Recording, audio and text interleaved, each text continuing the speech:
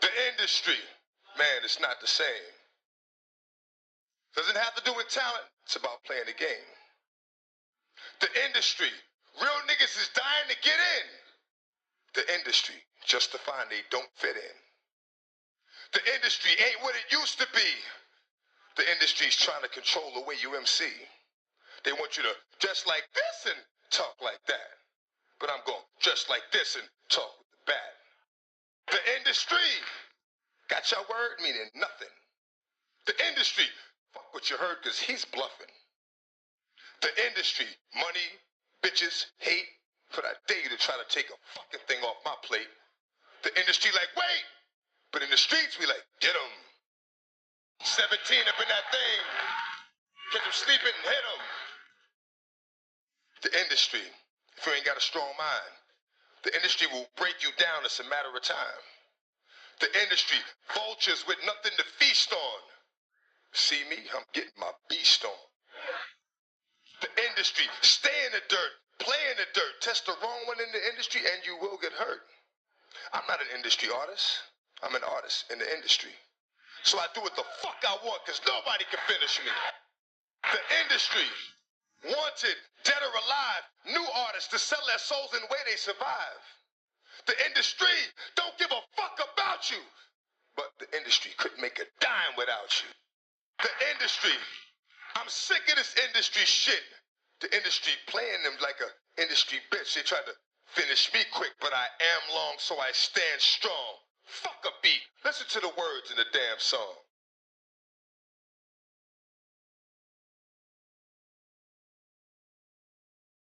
I've been having these thoughts, and we're just waiting in line to wake up.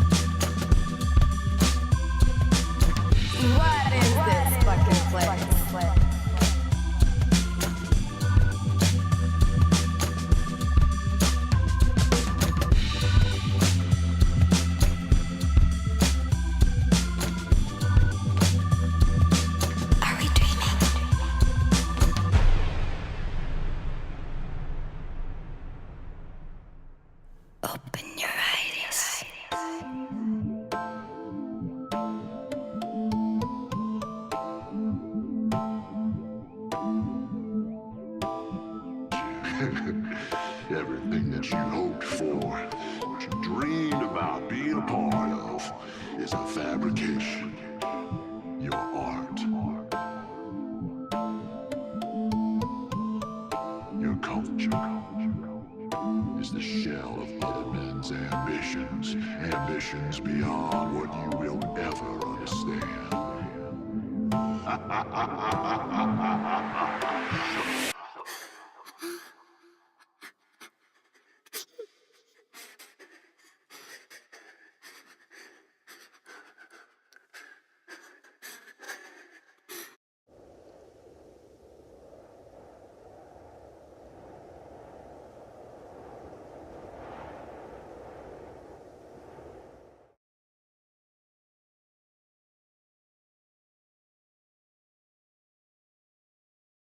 Good evening, everybody, and welcome to another episode of Go Back to Sleep with your host. That'll be me.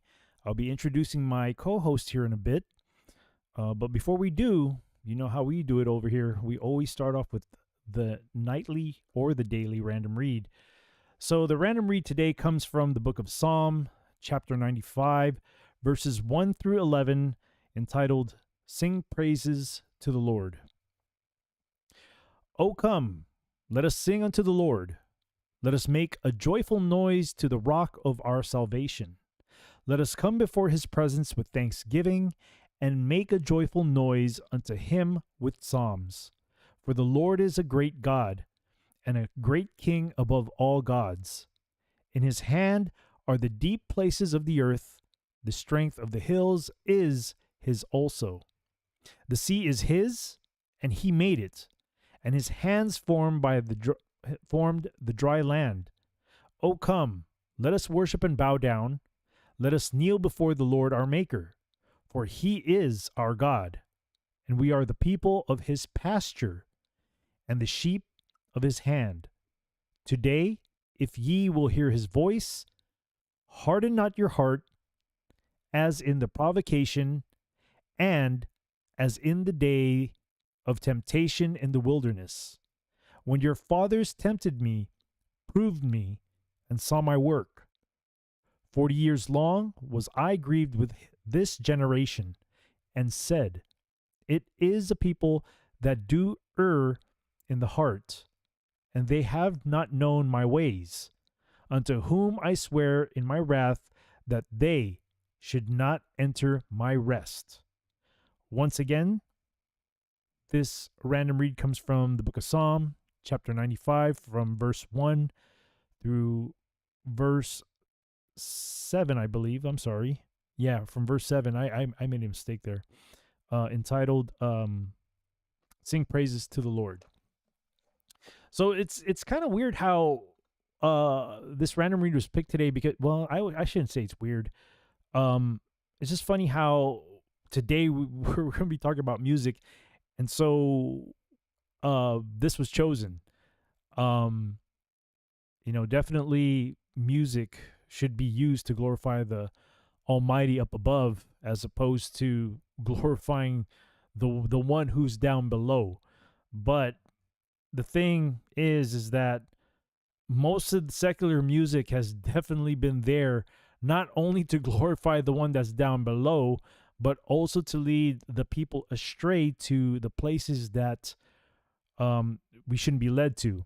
But that's just the way of the earth. So that's what I got to say about that. Let me go ahead and get our co-host here. Let me just get him here real quick. Java, you may unmute. How are you today, brother? Great. How's it going? It's we talked. I've been busy. I've been tired. Yeah. Been getting beaten up by life. But hey, you know what? Praise God that I have a job at least. Not sure why he put me where I'm at, but nonetheless, I'm just blessed that he has put me to work. So I'm grateful for that. And not only that, but man, like I said prior to the show beginning, like the DJ business is beginning to pick up because of the graduations are coming up, and even weddings are coming up. So, I'm just very grateful for that. So, yeah, that's what's been going on with me. How about you? How's the new state been treating you there lately? Oh, it's pretty good. As far as I don't really because I'm spend most of my time caretaking, I don't really get out and about that much, but I've been able to spend a lot of time cultivating my garden. Nice. My physical garden and my spiritual garden, but I got a lot of veggies in the works. So that's been fun. Well, that's good, man. That's good that you're getting to cultivate your spiritual time too. Definitely when I quit my job, well, I'm talking about when I used to be a cop out there in the state that you're in. It gave me a lot of time to grow my spiritual garden as well, man. And I must say that I'm very grateful for that too, because being a cop, dude, it just draws you out of focus with so many things that are important. I know a lot of people like to equate success to money, but when I was kind of being led by that, I paid the price on the other end, and I kind of learned that the hard way, that although I was making all this money, it wasn't worth it. It wasn't worth it. What people perceive as success really isn't success. Right. It was just making me more miserable, to be honest, and more tired, and I was pushing my family away, dude. And it was just one of those things that I was being drawn more into work. And on top of that, man, there was a time too where I was even catching myself wanting to have, wanting to drink alcohol while I'm at work. So it was just a very, very, it was leading me somewhere that I didn't want to be. But I'm glad, with praises of God, that I was able to catch that, and he kind of hit that on my head. And so I think that's one of the reasons why I had to leave that job, because I just I needed to do the will of what his will was instead of mine. So I know I blab a lot, but Yeah, and but it led you all the way to where you are now. So yes, that's good. yes, and not only that, but I don't know if I talked to you about this from the last time we talked, but I do kind of feel that I'm being drawn out to do more ministry work um than anything, which is I didn't, this wasn't in my deck of cards, man. Nor do I know how to do it, but I'm strongly being led spiritually to do something like that.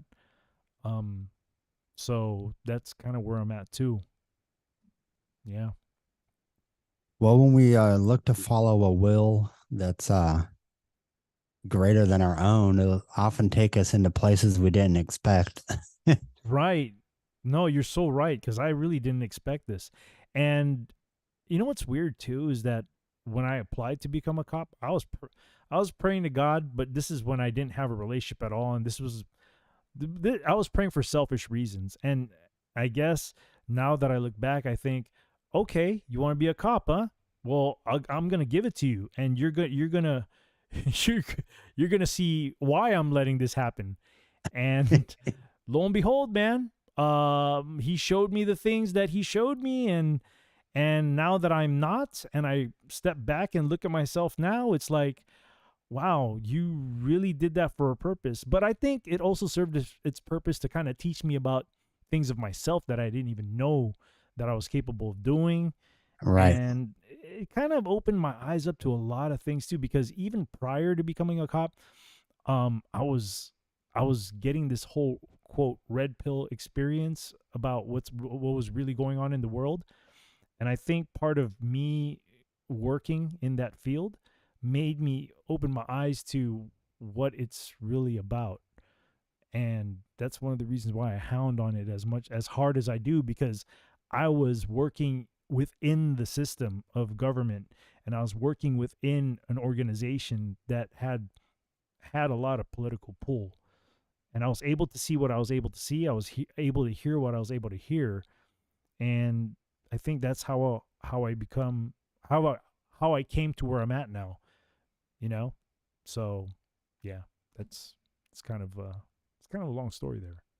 It's kind of a lot. Well, it's Anyway. amazing that, once we start uh, opening ourselves to God's guidance, it's amazing, like where that path leads us. Oh, absolutely. I agree, man. 1,000%. Because I never, I repeatedly I say on this channel, like, I wasn't the dude. I wasn't the dude to be reaching out to God. I wasn't the dude to even have a relationship. I was the dude who was laughing at preachers, because my perception of preachers was, what my perception of preachers were? My perception of preachers were the Reverend in the movie Coming to America. That was my perception of what a reverend is, or what a man of God is. That was my perception of them. So Mm. I always took him not seriously. So, yeah, I was never the dude. But apparently, God said, "You know what? I'm gonna have to wake you up. You think you're awake with all the things that you see, or the things that you think you hear from what's going on in the world. I'm gonna show you a different angle," and He sure did. And I'm just very grateful for that, man. I'm grateful for the experience, despite the fact that it stained my reputation, wearing that uniform. I'm just glad to be where I'm at, man. I live a lot more simpler life now, and I'm very appreciative of what I have as far as my Well, and it's family more goes. fulfilling, I've got to imagine as well. Oh yeah, it definitely is, man.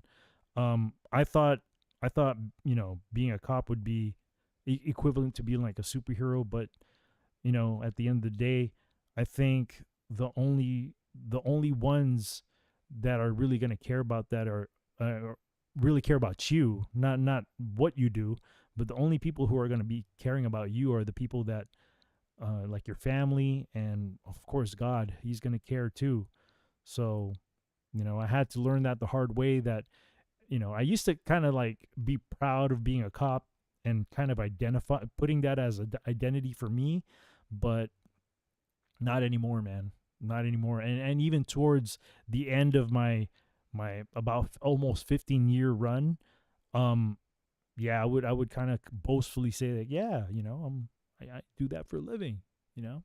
But now it's a shadow of my old self now, and I don't know. I just it's I feel more fulfilled. You're right, but I'm a lot more happier now, man.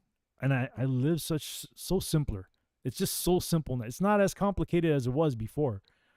So yeah, that's it's funny how life does that to you sometimes, man. Oh It'll yeah. it'll bring Yep. you up and make you see things and make you go through things, and then all of a sudden it'll slip. It'll pull the mat away from your feet, and you slip. And it depends, what do you do after that?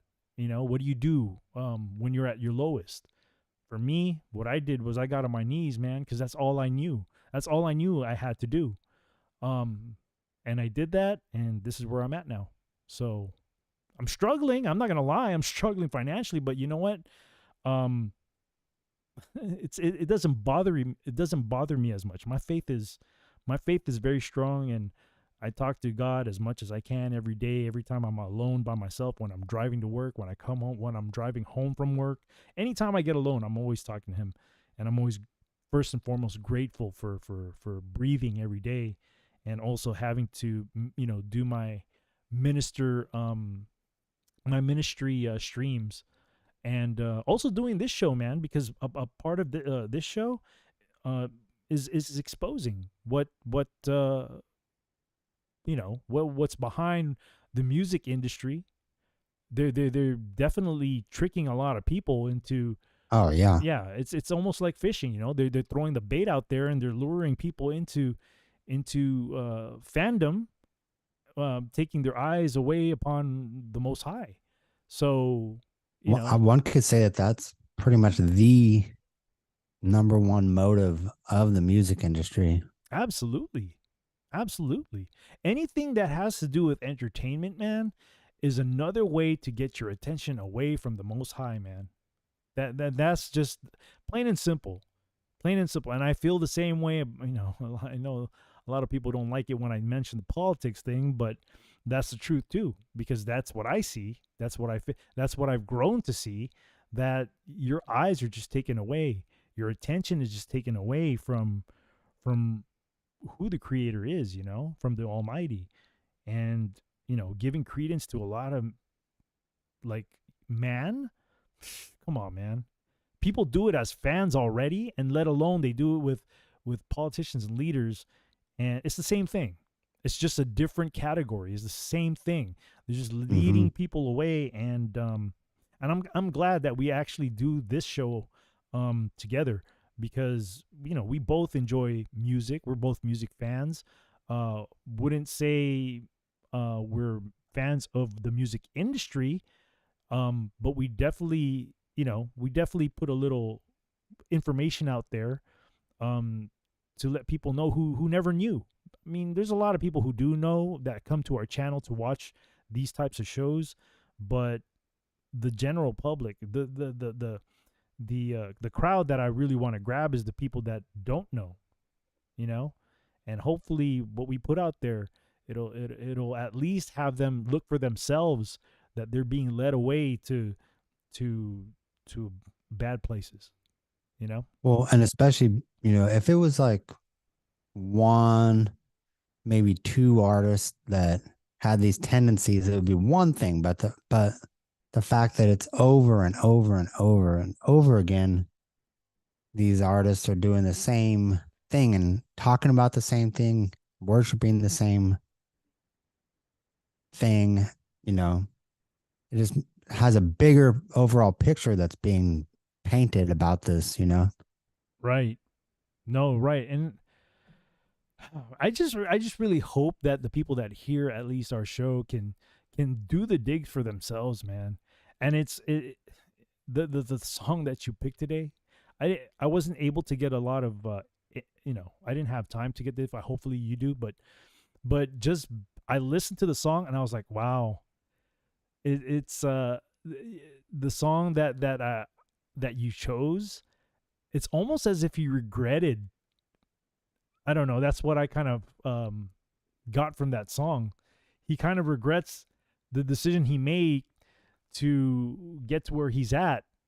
Well, it's a group, but this one person in particular in that group started becoming a lot more famous than his band members did. Exactly. It's another instance of that Yeah, where that one person really made the deal.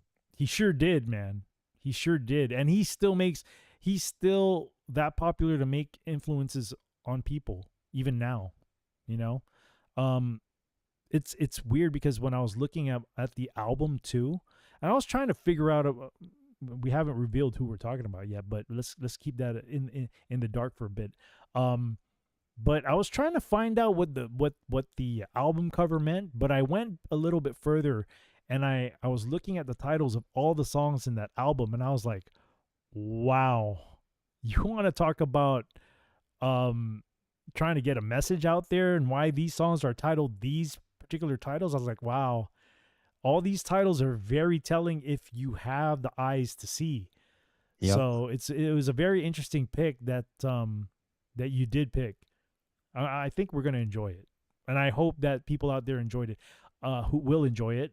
The only unfortunate thing is that I couldn't find a music video for it, which is fine, but it's a short song, and just listening to the lyrics, I think is gonna be a big like, oh wow, you know what I mean? Yeah, exactly. Yeah. So Yeah, it definitely wasn't one of their singles or big MTV hits or anything, but no, but the message that I got from that, I was like, he's not so happy now.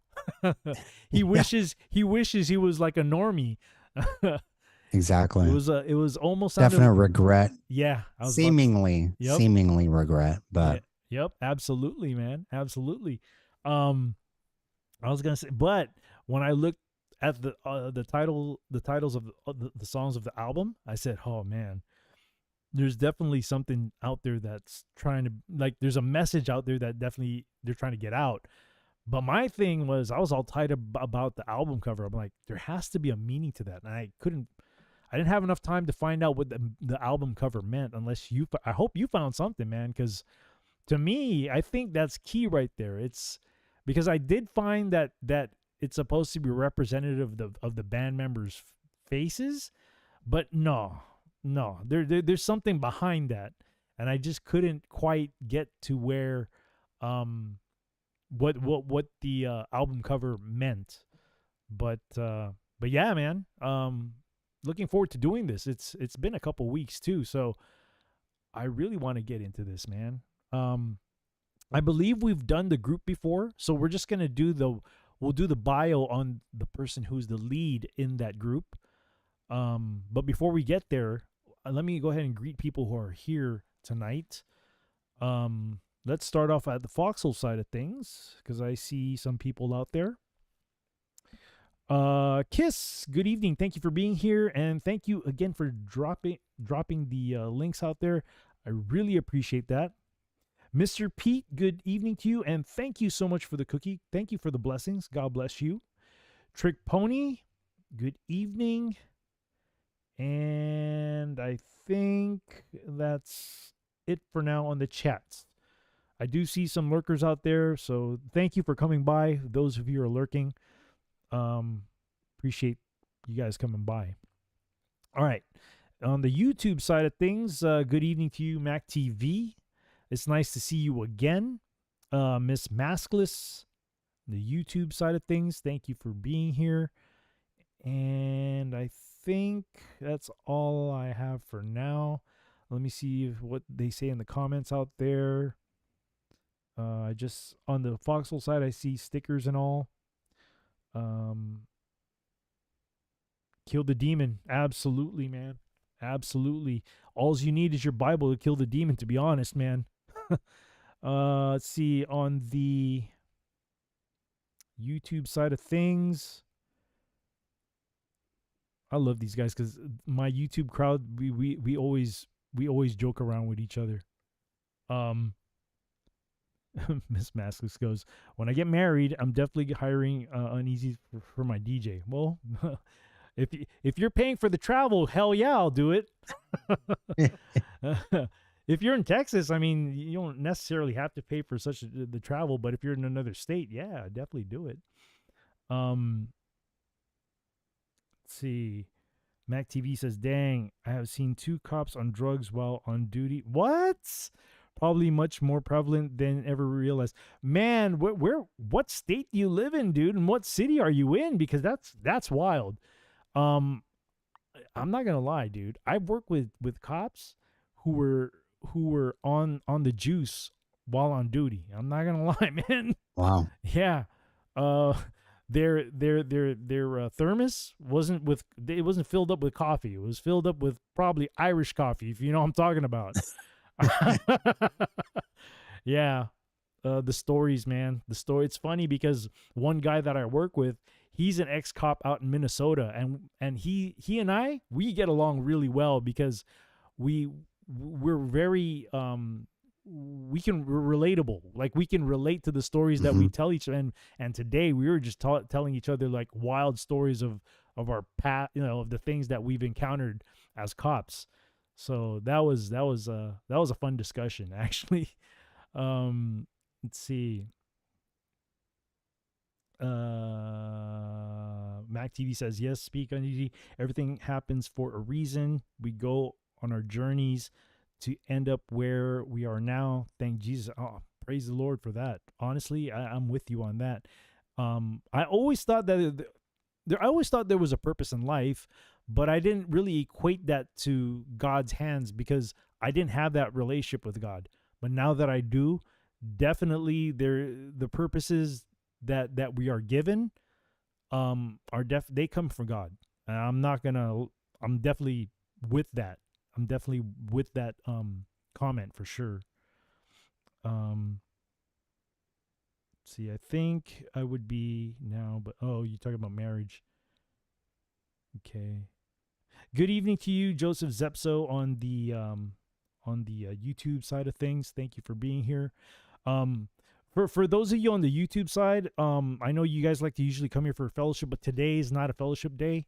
Today is more of a musical we kind of expose music here today. So it's going to be not necessarily secular talk, but we're talking about what certain songs and artists are into and what their message is in their songs. And that's the type of show that we're doing today. So if you guys are here for fellowship, I will be on for fellowship tomorrow, but not today. Today is kind of explaining the music world, I guess you can say, at least in our own eyes. Mr. Pete says, oh, okay. I was prior Leo, which is law enforcement officer, had to walk away from it after 15 years. Got tired of, man, you telling me, bro. You said it, you nailed it on the head, dude. And I did about the same time as you. And I have to say, man, that prior to me having a relationship with Christ, but I would even say when I did start having my relationship with Christ early on, when I wasn't really serious about it yet, I would wear my politics on my sleeve. I would identify as somebody who is a big libertarian, a very pro-Constitution person. I would always debate people who were on the left, and try to like tell them the reason why I was right. Boy, God put me in a situation where I had to freaking fall on my face, like big time. And I was by myself when I fell. So And I get it, man. That corruption you're talking about, man, let's just say that I was put out on media and my sheriff just kind of left me hung out to dry. So yeah, I know firsthand. I know firsthand about what you're talking about, which is why I'm big on, like, you don't want to get involved with this because it has nothing for you. At least if you go with God, you're gonna see you're gonna see the good things that come out of that. It may be a rough time when it becomes of the when you're living of this world, but once you start detaching yourself away from that, you start to not care about the surrounding world that you live in and focus more towards having a relationship with Christ, and that becomes a lot more rewarding, to be honest. Not that I do it for the reward, but not that I have the relationship for the reward, but I have the relationship because it's the right thing. And man, I've never felt so much at peace. Not only with myself, but with just having to put everything, having to give my heaviness to the Lord has made it so much easier for my life. You know, that's a big deal. And I'm trying to preach that to people, but you know, people still want to conform to the secular world. They still want to believe that some man's going to save them. I'm telling you, man, we've tried that for years and centuries and still nothing has happened. You know, I voiced it. I would say that although I'm thankful for the whole red pilling experience, I would say that I wasted my time because the truth that I was searching for, because I was searching for truth at the end of it all, searching for truth. The truth that I was searching for wasn't the truth that was the truth. The truth was the Almighty that I have a relationship with, and that is the truth. So, man, I'm just glad that I was able to be steered where I'm at now. So, as far as what Mr. Pete says about the corruption, man, I know. I wasn't one of the good old boys or in the circle. I was not part of that. Like I get along with people, and if you know, I didn't do things to try to get in the circle either. I wasn't a kiss ass. I was never one of those types of dudes. So I know exactly what you're talking about, man. I know exactly what you're talking about. So yeah. Let's see. How about you? I mean, I know I'm talking a lot, Java, but how about you? I mean, what's your whole take about, you know, this whole experience about having your relationship with the Almighty? Well, you know, I tell you, it's like one of those things where you have to, at some point in everybody's journey, they're going to have to take some kind of step out on faith, you know. And the more that one does that and does one's,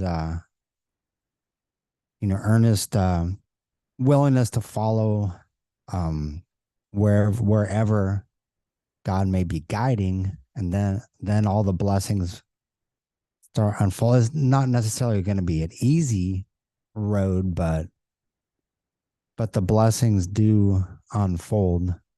They do. And you know, like I dropped everything and came across the whole country to take care, you know, felt like that was where I was guided to take care of family and stuff. And you know, I could just already see all the blessings of just being, you know, it's a road trip, like coming back to a town I haven't been in decades, and never thought that would happen. But yeah, I knew that it was the right thing to do. And I'm just thankful to be able to experience each day with that my family is still around, you know? Yeah. Absolutely. Joseph Zepso on the on the YouTube side says when he interacted with cops, he was on the other side. Oh man, but I gotta tell you, man, even when I was a teenager, man, I make a great. I'm not saying that I'm a great, but because of what I've been through as a teenager, and I guess you could say a young adult when I was like 18, 19. the things that I've experienced, or the things that I've done, even though I'm ashamed of them now, they made me a better cop, because I can catch, like, I can understand the behaviors of criminals. You know what I mean? So I think there was a reason for that too. That I was able to become a cop, because being hanging around with the wrong crowd too made me understand the characters, the characteristics of criminals. So I'm not gonna say that I was always a saint, and I'm still not. My garments are stained just like everybody else's. I still struggle with certain types of sin, and I've shared this on my fellowships. I've shared it. I'm not ashamed of it. Well, I am ashamed of it, but I say this in a humbling way, because we all should be humble, because nobody here in this earth is good. There's nobody that's good. There was only one who came in the flesh that was good, and that's Jesus. None of us are good. We all have something. Even if our deeds are good, you still think about certain things in your head that are bad. You know what I mean? Or you have bad intentions in your heart sometimes because you're upset at somebody. So nobody here is good. But I would say that's it's pretty interesting you say that, especially after what I said I did as a living years ago. Mr. Pete on the Foxhole says, made the best decision of my life. See, I did too, man. Financially, it wasn't the smartest, but hey, I really don't care about that part, Yeah, ultimately that's the yeah, the least amount of everything. yeah. Because if I was to talk financially, I was supposed to do about 5 more years and then be done with it. But that's not where God guided me, and I'm just happy where I'm at right now, man. I feel more purpose in what I do now, especially when I do the fellowships. I feel a lot more purpose there. And the purpose is not a selfish purpose, not like the selfish purpose that I had doing cop work. It's very vain. Like, I wanted to feel good about myself and say to myself, like, yeah, man, I wear this badge and I'm a somebody. But now it's like totally opposite now. I try to spread the gospel of Christ now. I do what I enjoy, which is DJing, and to even as a bonus with that, my daughter is involved with the DJ business here as well, and she picked it up really quick. And man, just having that common thing with my daughter that's a very cool thing right there. Her and I can always be relatable as far as like the music, like her choices of music. She doesn't listen to new stuff. She likes the same stuff that I do. And I'm beginning to see that she kind of copies a lot of the things that I do when it comes to DJing. And I'm like, wow, man, I really have an influence on her. So I better do this the right way and lead her into, I have to teach her how to run this well. Because the purpose, to be honest, the biggest purpose of all this is to pass it down to her, so she doesn't have to do the whole 9-to-5 thing and think that, oh, I have to go to college, I have to get a job. No, you don't have to do that. You can do something for your own life and enjoy it and not even think that it's work, but you can still make a living off it. Just don't get caught up with the whole money part of it, because once you start doing that, that's when the unhappiness starts coming in. You do it because you enjoy it and you have fun doing it, but don't ever make money the priority. You just need to make enough to pay off whatever you need to pay off and make a living, and that's it. I think I've learned that too. Walking this it's a humbling road. Having to be a business owner and having to do ministry work as well. It's a very humbling road to walk. I don't get the same kind of money that I used to do as a cop, but at the same time, the baggage that I used to have as a cop, I don't even have that baggage anymore. So, I feel a lot more balanced, Right. I feel a lot more balanced, and I feel that I can give more of my attention to God, so that I can build that relationship even better. Which ultimately, in the end of it all, when my life is done, or whenever judgment comes, I want to be able to stand in judgment there to God and state my case. And he'll say, you know, you're coming in. You made it. I want to hear that. I want to be able to make it to heaven. I don't care if it's the shoe shiner. I don't care if it's the water boy. I just want to make it. So, yeah, I'm just grateful for that. Just grateful for that. So, anyhow, shall we start with this? Let's do it. All right. So, let me go ahead and screen share with you first, my friend.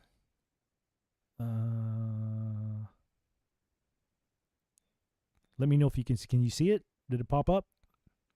Yep. Okay. Let me share it with the people out there. Give me a minute. Peeps, give me a minute. Bam. Okay. So the group that we're doing today, I mean, we already did the bio on the police, but we're going to be doing the bio on Sting because he's the lead guy for the police, which is isn't that kind of weird? I was just talking about my old job, and here we are talking about the group called The Police.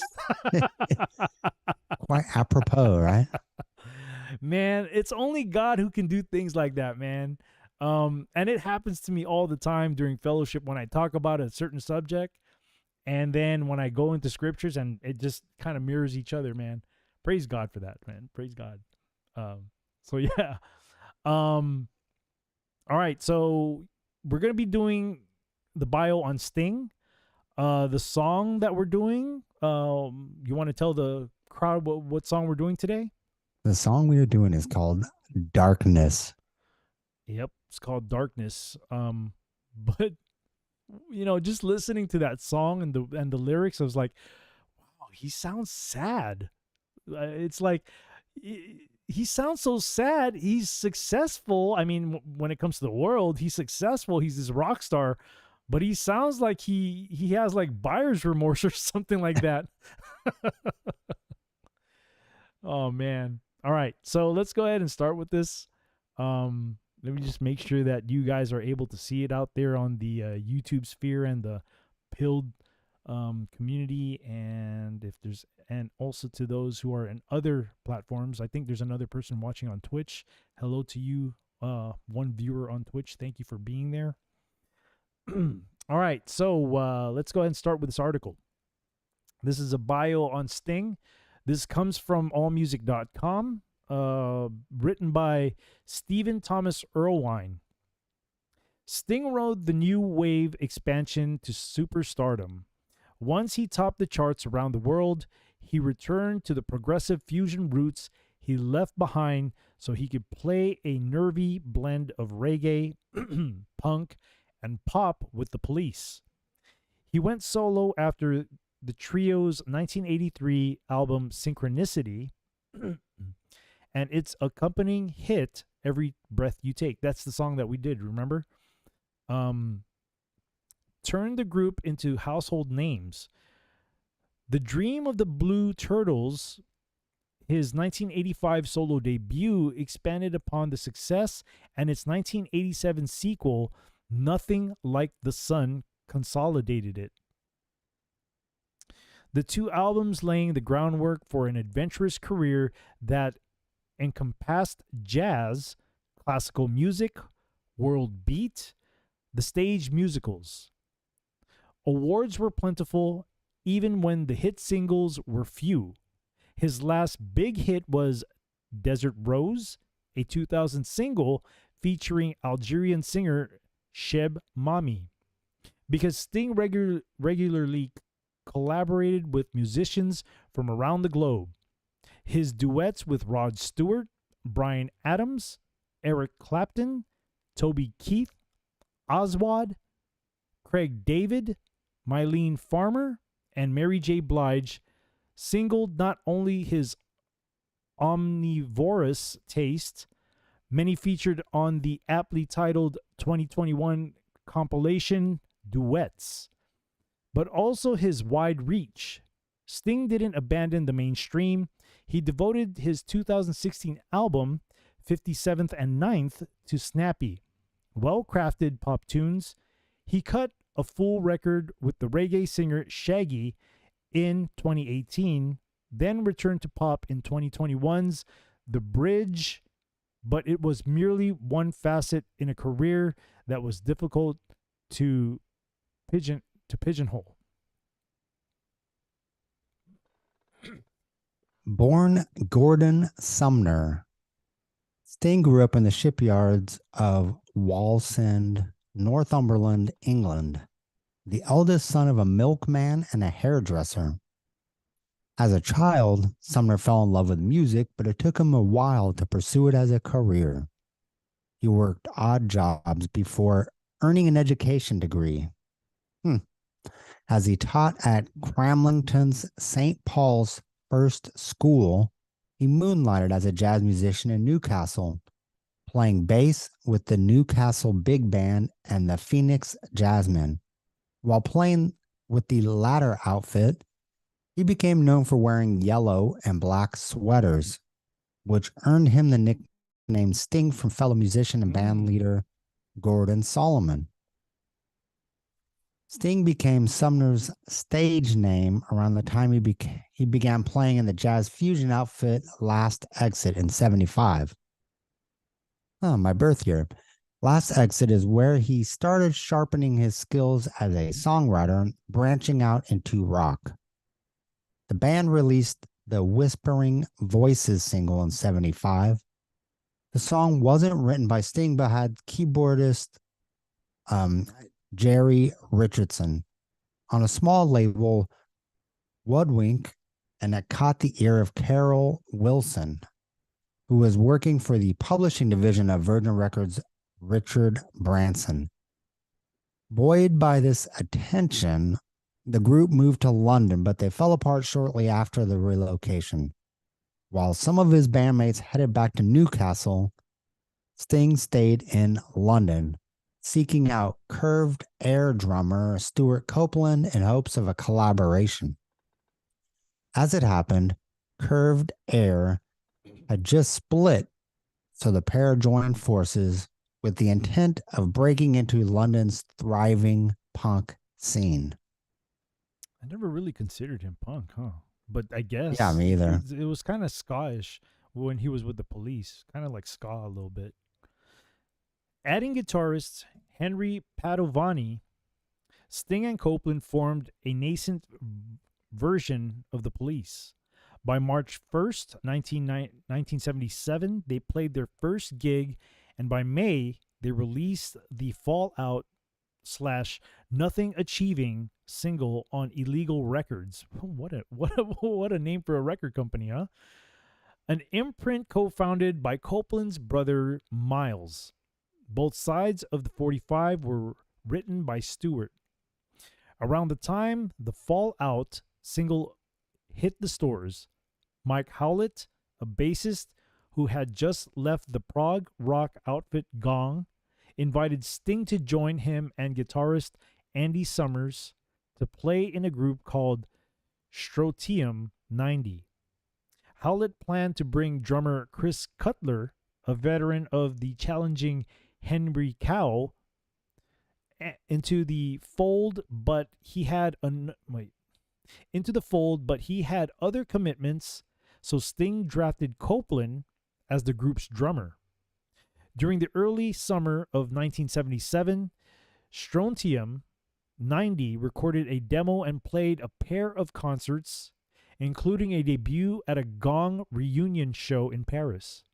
Despite this activity, Strontium 90 dissolved quickly, and Sting asked Summers to join the Police.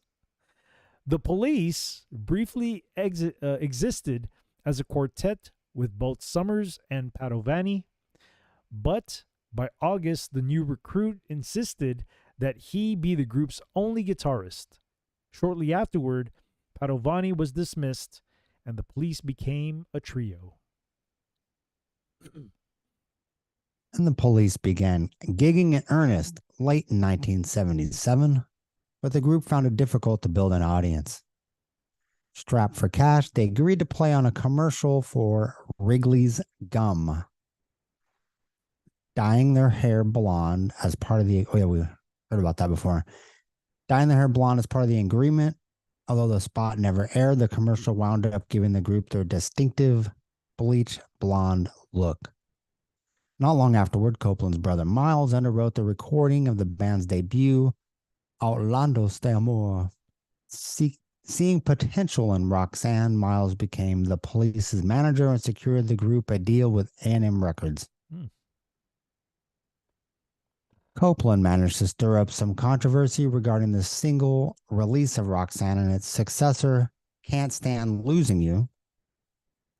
Upon its April 1978 release, Roxanne never made it into BBC's playlist, which Copeland spun into the single being banned from the BBC, a label that stretched the truth but was slapped onto the initial singles of Roxanne. Despite this commotion, the single didn't chart.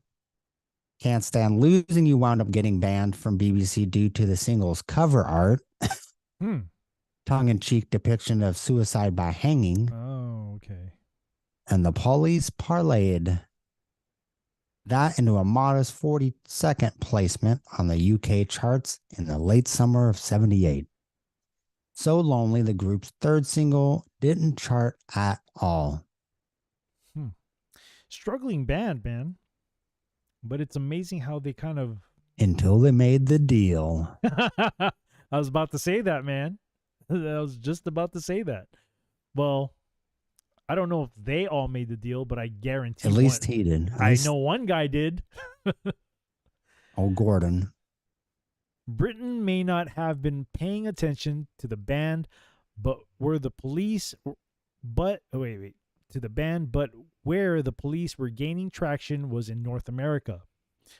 Roxanne wound up cracking top 40 in both the US and Canada in early 1979. Man, I was only 3 years old. Which at the time was a rarity for punk bands.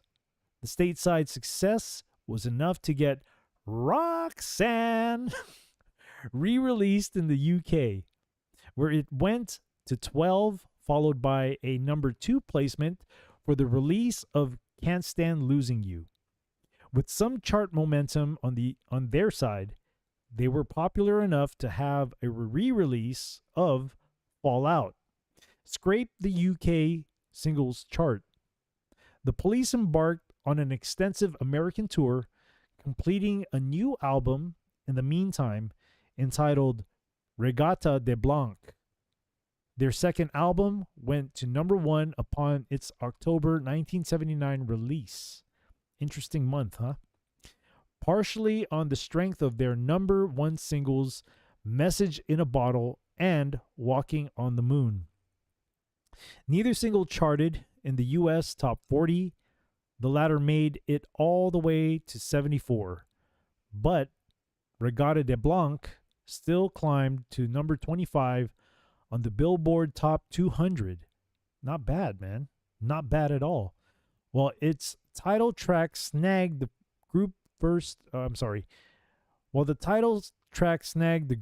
first Grammy for Best Rock Instrumental Performance. Look at that album cover right there, man. The Police, The Police... The Illuminatus type cover there. You think? Yep, it sure is.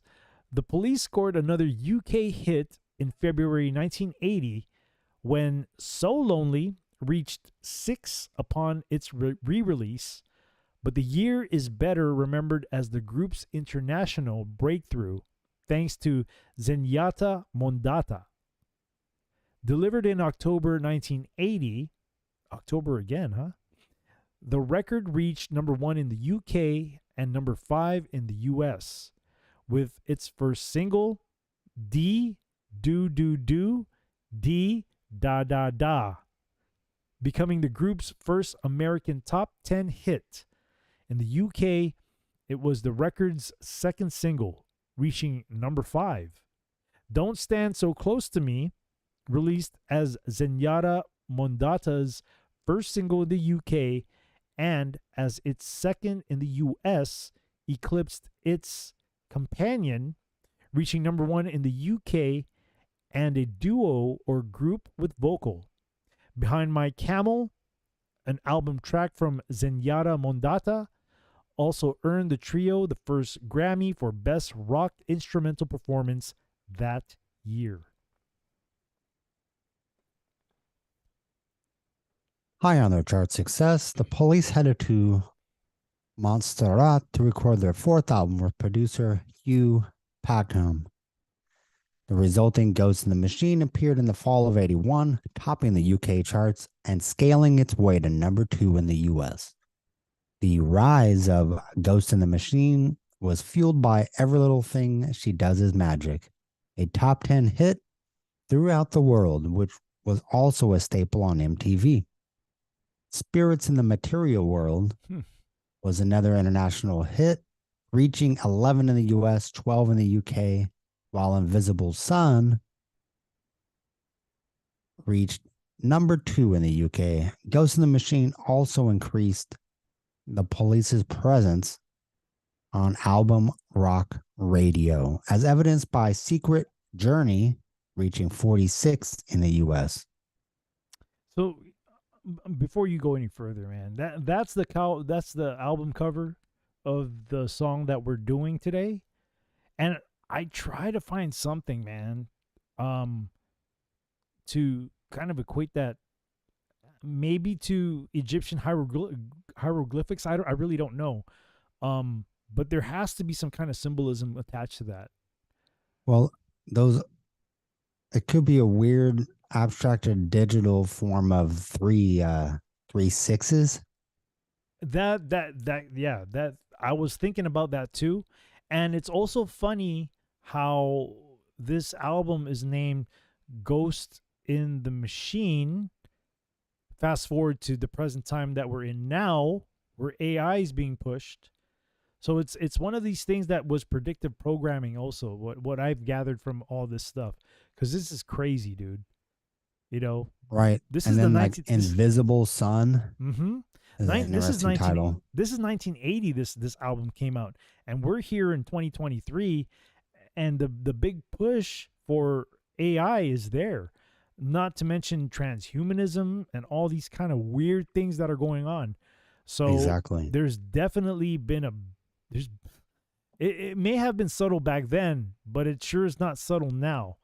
But it's funny just to see how I've noticed, you know, even before we started doing the show, like the digital, I guess the so-called digital numbers on the album cover, and then having the title of the album called Ghost in the Machine. It's just it just blew my mind. It just blew my mind because they were and you know, you look at all that, like the titles, you know, one talks about magic. Yeah, we'll get into that because I had even pulled up all the titles of the song to that album. And so, yeah, I'll show. You know, and I know we covered the Police before, but I really thought that this was an interesting turn in the whole thing. And I found out more about Sting himself, so I just thought it was kind of worth revisiting the group. Okay, yeah, we'll definitely get into that. Let's. But I just wanted to pause there for a minute because that's how the album cover looks for the song that we're covering today, which. You know, I was trying to find out, and there was a story about the story that one of them said was, oh, he got this thing in the mail that it was like a calculator, and then he saw this sign. I'm like, man, this is BS. You're feeding BS to a bunch of people. You're telling them what they think they want to hear. When I bet you in actuality that there's definitely a bad spirit that was involved with picking the artwork of. Well, and you notice the in the middle of it where you have the three red things popping out of the top. The top, yeah. That's kind of like those coronas that we've seen on a lot of the Egyptian type art. Yes, yeah. I know what you're talking about. But these definitely do kind of look like backward sixes. Yeah, you know what I mean? And that's kind of what I got from it. I kind of did get that too, but it was hard to find something out there. I mean, if you found something, that's cool. But for me, when I try to find something, I was typing it in, man, and I just couldn't find anything. All I got with that was that stupid story about, oh yeah, we got this idea from a calculator. I'm like, yeah, right, dude. Whatever, man. Yeah, I didn't mean to interrupt, but I just thought I'd share that part because that's how the album cover looks for that. Man, this album cover right here looks even more weird. Yeah. It's almost like those statues on Easter Island. Yeah, it does, doesn't it? Probably in reference to possibly the Nephilim. Who knows? Right. I don't know. The fallen angels. Who knows? During the reign of Ghosts in the Machine, interesting choice of words, the individual members of the police seized the opportunity brought by success. Sting resumed the acting career he attempted to launch in '79 when he appeared in Frank Rodham's silver screen adaptation of The Who's rock opera Quadrophenia. He appeared in the film Brimstone and Treacle. Its soundtrack featuring 3 new police songs, including I Burn For You. That sounds like hell. And had a key role in David Lynch's 1984 adaptation of Frank Herbert's Dune. Copeland was also drawn to Hollywood, of course, composing the score for Francis Ford Coppola's Rumblefish. Meanwhile, Summers collaborated with Robert Fripp for the 1982 LP I Advance Masked. All the success was dwarfed by SpeakUNeazy in 1983 album, or I'm sorry, the 1983 album that turned into a multi-million blockbuster. Would you look at that? I wonder what it was that became a multi-million blockbuster, huh? Much of that success was due to Every Breath You Take. And I wonder what kind of spiritual entity was involved in writing that particular song. Because we did a breakdown on that. And that had nothing to do with, it did have something to do with stalking, but it didn't have anything to do with a human stalking another human being. It was something else stalking a human being. Yeah, that video was weird. It was weird. And there was signs of a spiritual stalking going on in the video. Very subtle, but it was there. An ominous ballad that topped the charts. Give me a minute right here. Hold on for a moment.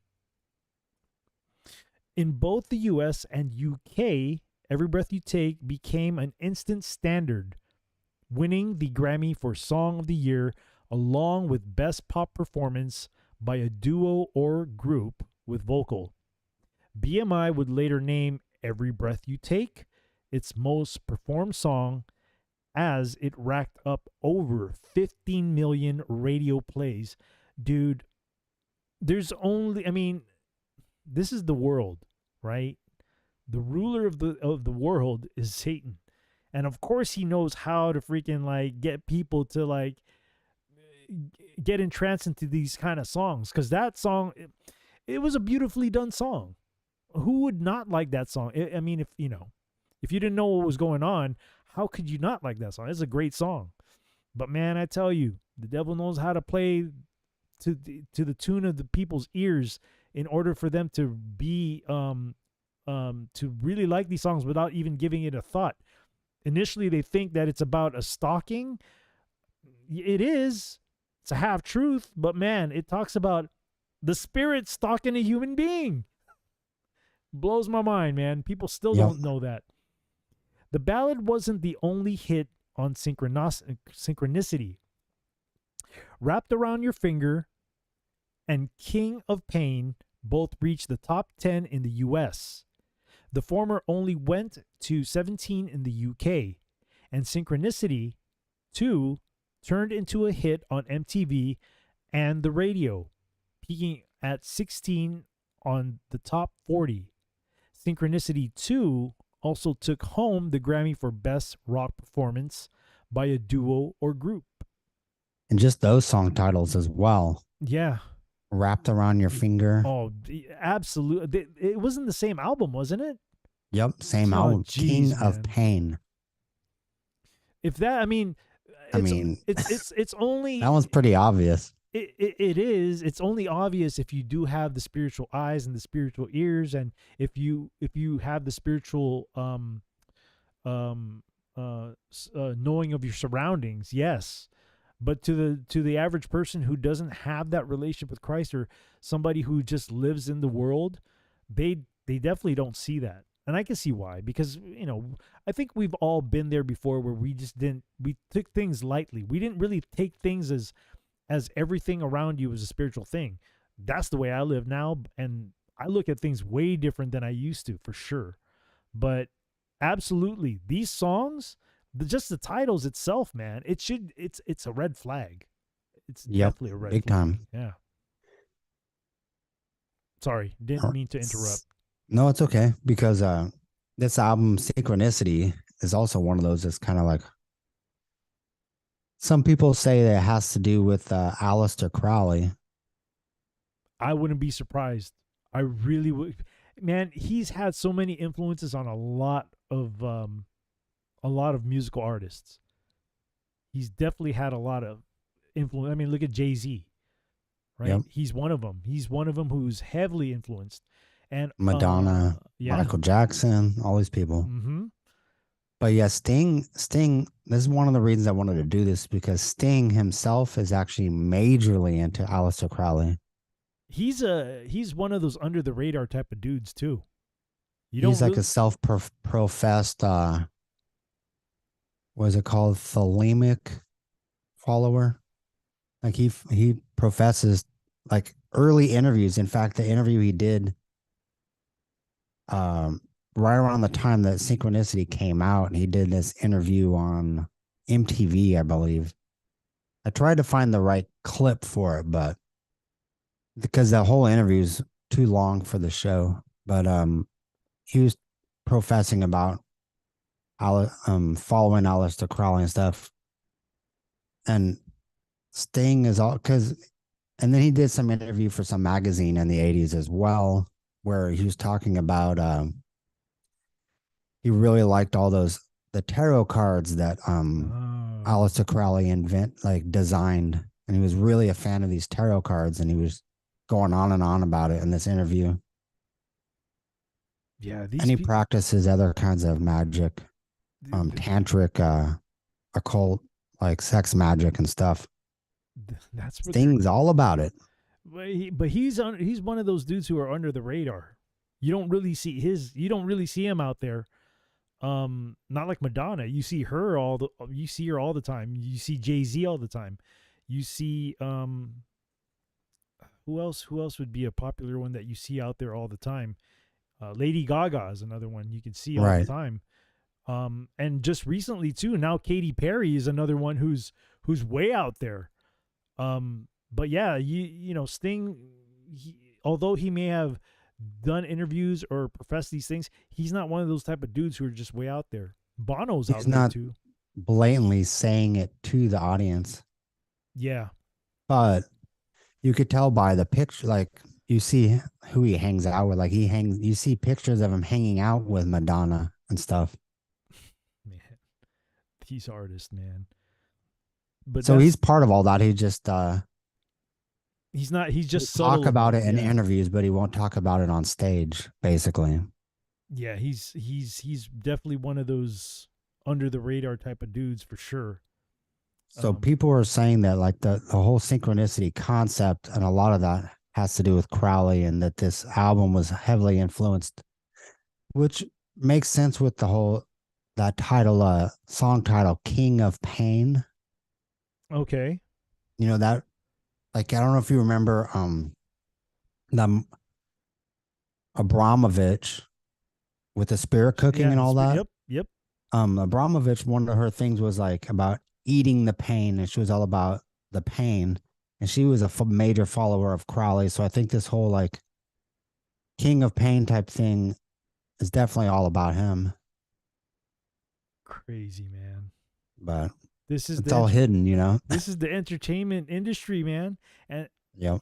And it's funny you say all these things, because even with the artists now, they don't even hide it anymore. I think it's come to the point. And I'm just looking at this whole thing as a spiritual battle, right? Because this is, when it comes Right. down to it, this is all a spiritual battle. I honestly think that Satan's he understands that he's got no time, and he knows he's gonna lose, but he's trying to get as much as he can to come down with him. Like, Oh, he's trying hardcore, and unfortunately, it seems like a lot of people in younger generations are seriously falling for it. willingly.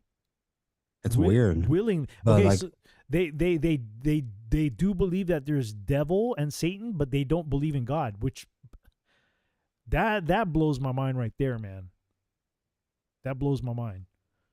But I agree with you, man. The youth is definitely being led astray. And I have to say that a big part of that too is parents that are of my generation. I like to sometimes brag about how Gen X is probably one of the best ones, probably one of the worst ones when you talk about raising children, because look yeah, look where they've gone to. I'm glad that I try my best to keep my daughter away from stuff like that. And of course it's very difficult because she plays with her friends that are around the same age as her, and she hears these things from them. But lucky for me, she doesn't like that new stuff of music. But I think a lot of parents have said to themselves, like, we got so used to growing up by ourselves, thinking that our children can do the same thing, not realizing that the world has changed and there's a lot of more access to what children can get that they shouldn't be getting access to. The internet, we didn't have the internet when you're a Gen Xer too. We didn't have the internet. We didn't have YouTube. We didn't have social media. But now we had the library. Yeah, you had to do some work to actually look. I even looking for even looking for the dirty magazines, man. That was a task too. Oh, now you just click a button on your phone or on your iPad and you find it, or on the computer. But back then, there was a stash, a hidden place for those things. There was work involved back then, but now the access is just so easy, and it's crazy, dude. It's crazy. Yeah, and well, and since the music industry and Hollywood and whatnot are being way more outspoken and blatant about their love of satanic stuff, then the youth are being easily influenced into it. Mm-hmm. And they're being openly promoting stuff, just like those groups trying to start the Satan Club at elementary school. I heard after about school that. program. Yeah, I heard about that. What?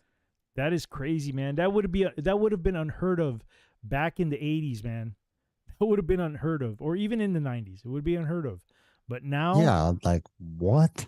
yeah. And Now it's like, oh, that's no big deal. And I'll even say this, like, even now with the recent shooting over there in the Christian school, like, there were victims that actually died at that school. Christian. And they're blaming Christians because that person who was the suspect was of the alphabet community. And they're saying, like, oh yeah, it's because of the Christians that person was driven to do that. I'm like, come on, dude, really? You had somebody who's guilty of killing children who are not even part of condemning whatever lifestyle that person was into. So I would even say that, I mean, they were kids. They didn't know what that person was into. Exactly. But I would even say that's, man, it's the It's a full-on attack. The persecutions of Christians are coming, man. They're coming. It's huge. Like, the church is definitely under attack, but it's starting to thrive in certain ways too. So it's interesting how that goes hand in hand, I guess. Yeah. But I would say that this particular type of show is very relevant because it is music that's leading these young ones, these new artists that are coming out, and they're just coming out so blatant and strong without any filters. They're telling everybody what they're into. They're showing it on how they behave. They're showing it on their music videos. They're showing it in the lyrical content that they push out. And I don't understand why the parents are even letting their children listen to this kind of stuff, man. You know? Well, they're probably not aware or not paying attention to what they're talking about. That's why I said earlier that because as a Gen Xer, we were the latchkey kids who were always left alone. I think we equate that to, oh, our children can grow up the same way. You know, we can just leave them alone. They'll figure it out. When it's a very different world than it was back then, you know? And I think our generation's we're hugely to blame for that. We are. You know, because we didn't have parents around, we didn't learn how to be parents, not realizing that you need to have a relationship with the child. Like, you need to spend time and talk to them, get to know them. And even though sometimes it's burdensome because the mindset is not there, like you want to talk to an adult, but they're a child. It's very valuable for parents to have a relationship, you know? And I think I've realized that I wasn't one of these Gen X parents thinking, I'm going to do the same thing to my children that was done to me. I said to myself, man, I didn't have any direction, you know, not only coming from a broken home, but being also a Gen X kid. I need to be able to have a relationship with my child because I want to be able to know what's going on in their life. And I want them to be able to come to me with questions about the questions they have as they're growing. So, you know, I have to admit, man, the Gen Xers screwed up when it comes to parenting. They really have dropped the ball on this one. They got so used to giving their children iPads, computers, video games. And don't get me wrong, we had Nintendo, but still, we always balanced it out with playing outside with our friends, riding our bikes. You know? Oh, yeah. Days out. I spent way more time outside than inside. Yes. Yep. It's definitely a different world now, and the access is just it's just limitless. And there's a big disconnect on how children how they have social interaction too. There's a big disconnect. They don't know how to interact socially. Very socially awkward. Very. A lot of them are. So, yeah, I hate to admit that, but man, that's the truth. It's our generation that screwed up these also the millennials, man. They're the parents too. They're even worse. Yeah. So, anyhow, that veered off to another conversation. But anyway, let's continue. But it's very relevant because it has. It's relevant. I mean, like the prevalence of just the blatancy of some of this. Mm-hmm. Crazy. It is. It's very crazy. It's especially the concerts that these children go to now. Holy macro! I wouldn't even go to a concert like that. So, yeah, like that. What was that guy's name? Travis Scott. Yeah. Last year, like with the satanic big skull thing that people had to enter through. Oh, not only that, get in and all that stuff. But he had a concert where there were people who died at the concert. Yeah, that's the same concert. You had to go through like this satanic thing to get into the concert, and then all those people died. It was almost very odd, kind of ritualistically. It seemed like it was a ritual. I would definitely say that. And I also recently caught a video of this rapper called Lil Uzi Vert. I mean, if you really look at his name, Lil Uzi Vert kind of sounds like Lucifer a little bit, right? Yep. But exactly. he was saying to the crowd that he was pretty much saying that, you know, you guys know what I'm going to talk about here. You know I'm going to praise the devil. So now that you're here, that means he's pretty much saying, now you're accepting the words that I'm going to say, and you all are going to go to hell with me. It's crazy, dude. Yeah. It's crazy. Like they know what they're doing now while being on stage. Yeah, they absolutely do. And, you know, I kind of asked myself this question a couple of days ago. So I was saying to myself, if Satan knows he's going to lose this war, why is he still doing what he's doing? And then it dawned upon me. It was like, oh, because he's definitely trying to get people to come with him. He doesn't want to go there by himself. So. Right. And you know, Satan's all about ego, like doesn't want to admit that it's already lost for him, you know? The minute he got kicked out of heaven is the minute he lost. Exactly. you know. But I understand that misery loves company, man. That is such a true statement. It's such a true statement. And it's very sad to see that the youth now is being led, and heavily. It's heavily because of music. It's music, man. Yep. We've been talking about this since the beginning of this show. Not this particular episode, but ever since we started the whole music thing, the show, it's always been about music. Has that power, man. It has that power to grab you. It has that power to bring you back to a time or a memory that you hold dear to yourself, you know. And the music that's being pushed out right now has some really bad things in him that a lot of these You can just feel it when those songs are on, you know. Yep. Like the songs that are generated by a computer, or even like the voice is affected by a computer, and everything's synthetic and cold and sterile, and doesn't have the same. It just has this weird effect listening to it. Yeah, like some instruments, you could tell that they put their heart and soul into it, you know. When you're talking about like digital instruments, yeah, I totally understand that. Yeah.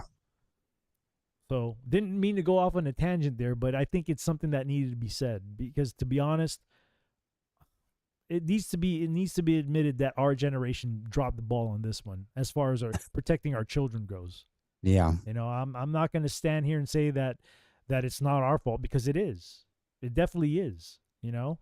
And I noticed this too when I do gigs. Like when the parent would shoot me out a playlist of what their child wants, and I look at it, I'm like, dude, they want to listen to Lil Nas X. I'm like, I'm not going to play that. Yeah, forget I'm like, that. I'm not going to play that, man. And it one of the last gigs that I had, they wanted that song Montero. I was like, I ain't playing that. I even told my daughter, I said, I'm not playing this. I'm not even gonna put that in my collection.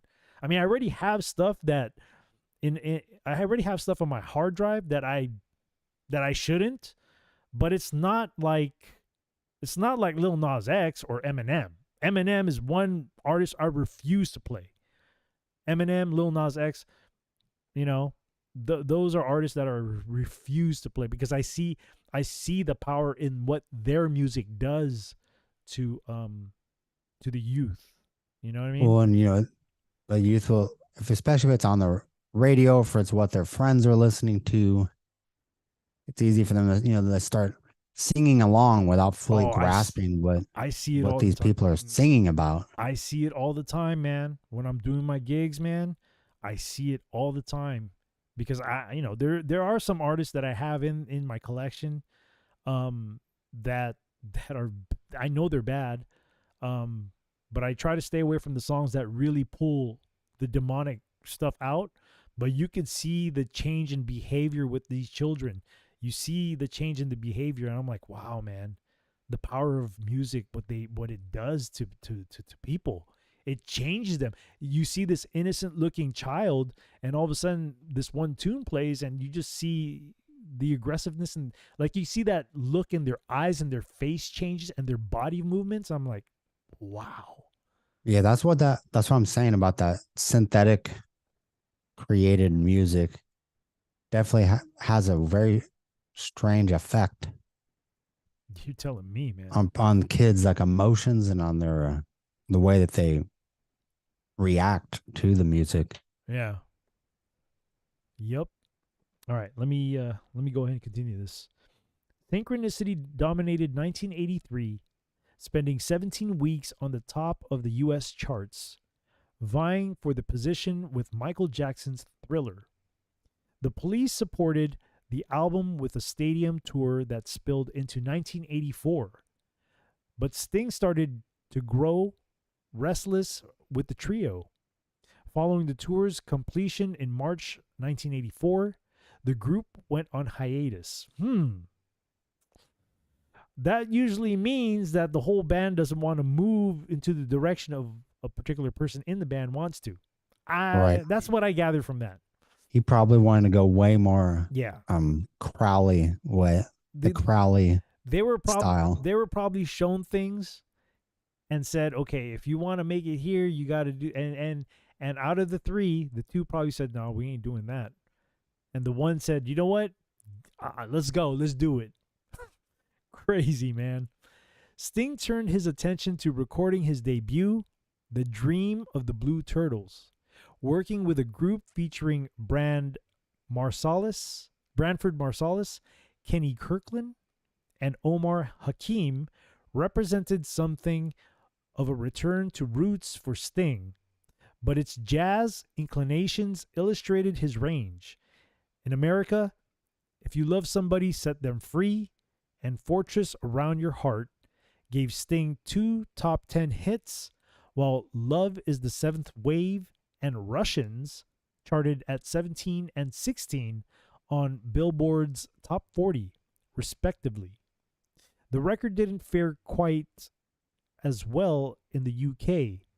Russians, the last single pulled from the album, was its biggest hit, reaching 12, while If You Love Somebody, Set Them Free peaked at 26, and the other two singles didn't crack the top 40. Despite this underperformance on the charts, Sting was inescapable throughout 1985. He sang the I Want My MTV refrain on Dire Straits. Oh, I didn't even know that. On Dire Straits' smash hit, Money for Nothing. He cameoed on records by Phil Collins, Miles Davis, and Arcadia alike. He appeared on Hal Willner's Lost in the Stars, the music of Kurt Weill tribute album, and he took his dream of the Blue Turtles out on the road on a tour that was captured on Michael Apted's documentary, Bring On the Night, which was released toward the end of the year. The soundtrack of the film was released in 1986, and the video release took home the Grammy for Best Music Video, long form at the 1987 ceremony. The Police reconvened in June of 1986 to play 3 concerts for the Amnesty International A Conspiracy of Hope tour, which led the group to attempting to record a new album that July.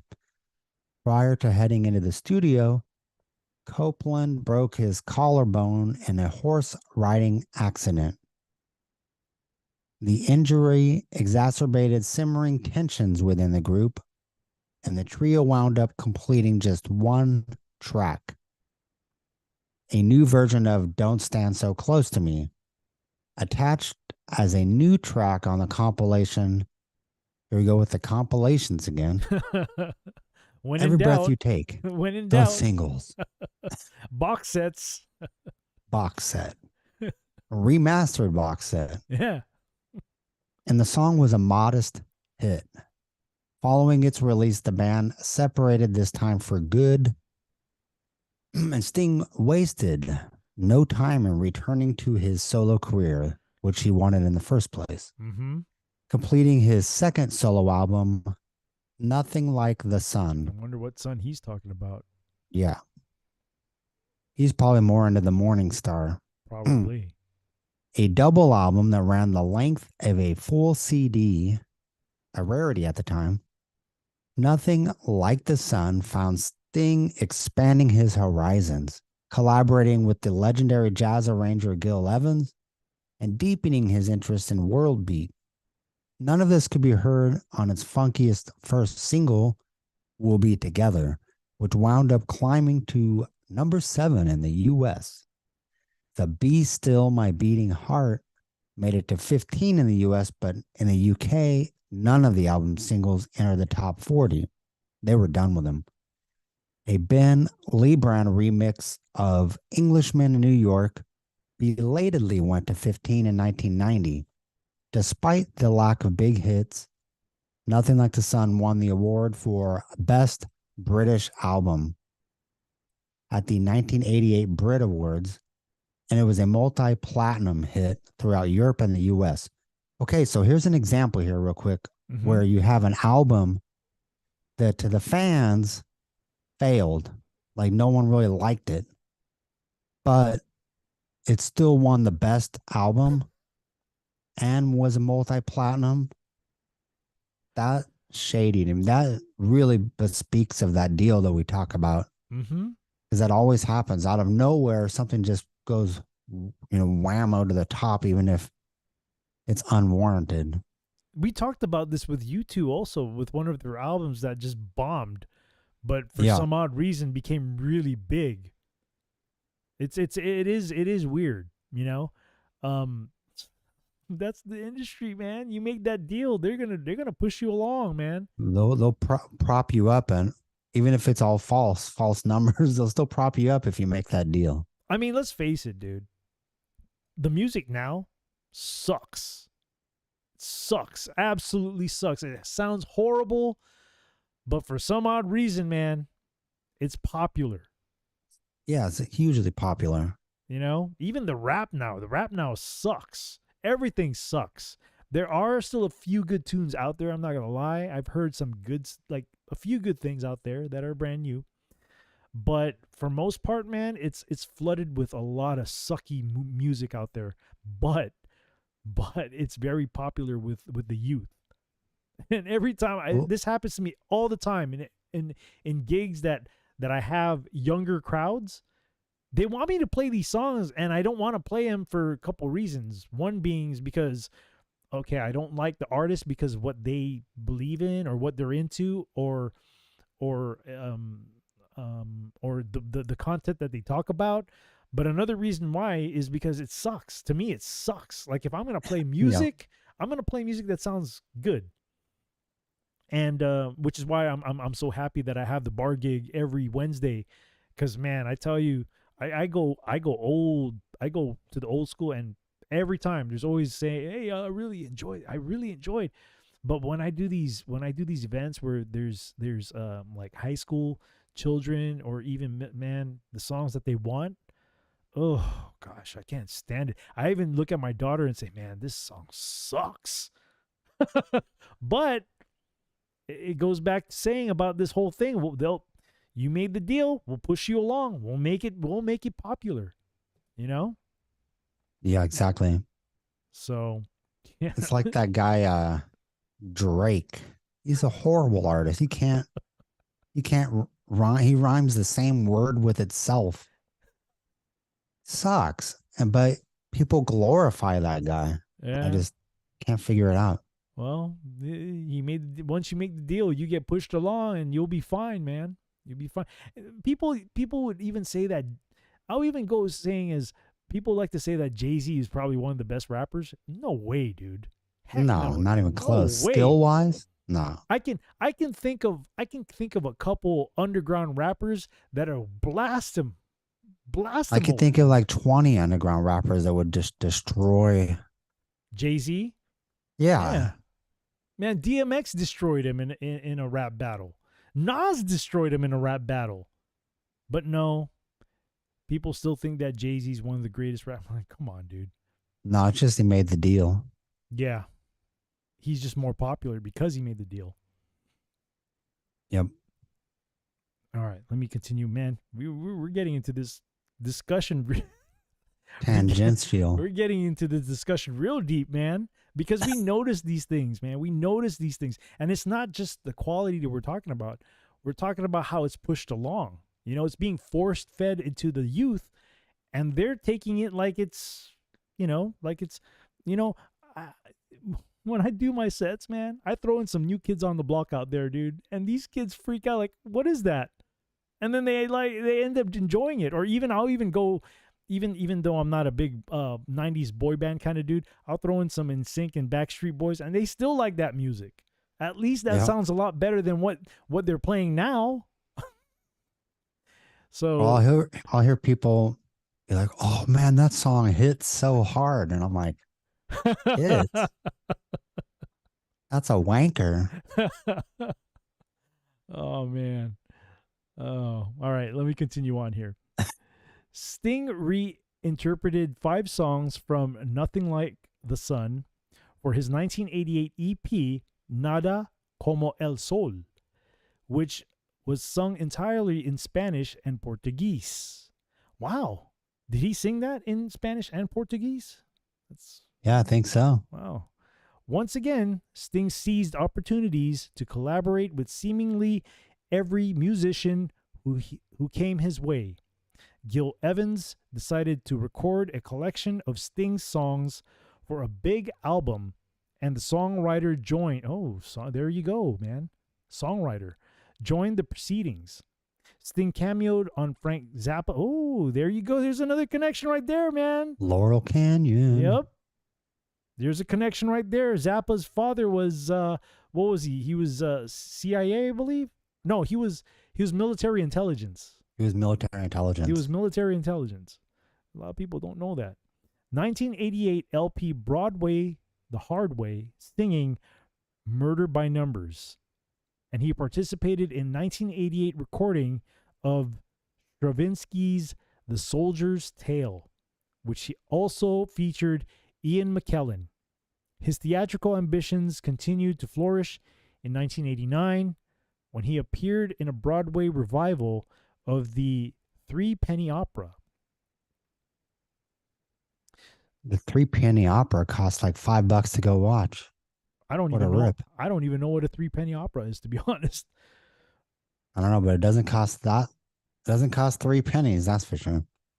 All right. Sting returned in 1991 with the Soul Cages. Soul Cages. A Right? meditative. These song titles, man.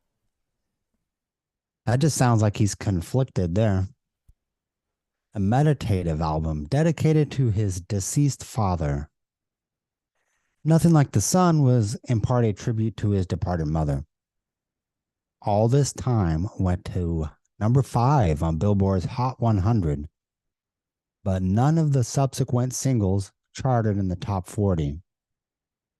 In the UK, All This Time went to number 15. In 92, It's Probably Me, a slow burner from the Lethal Weapon 3 soundtrack, featuring Eric Clapton on guitar, wound up as a solid hit, peaking at number 20 in the US and 30 in the UK, but it was somewhat overshadowed by Sting's marriage to actress and film producer Trudy Styler. The couple would have 4 children. Look at that. There's a white horse in the back of that album cover there. Very interesting. Drug reference?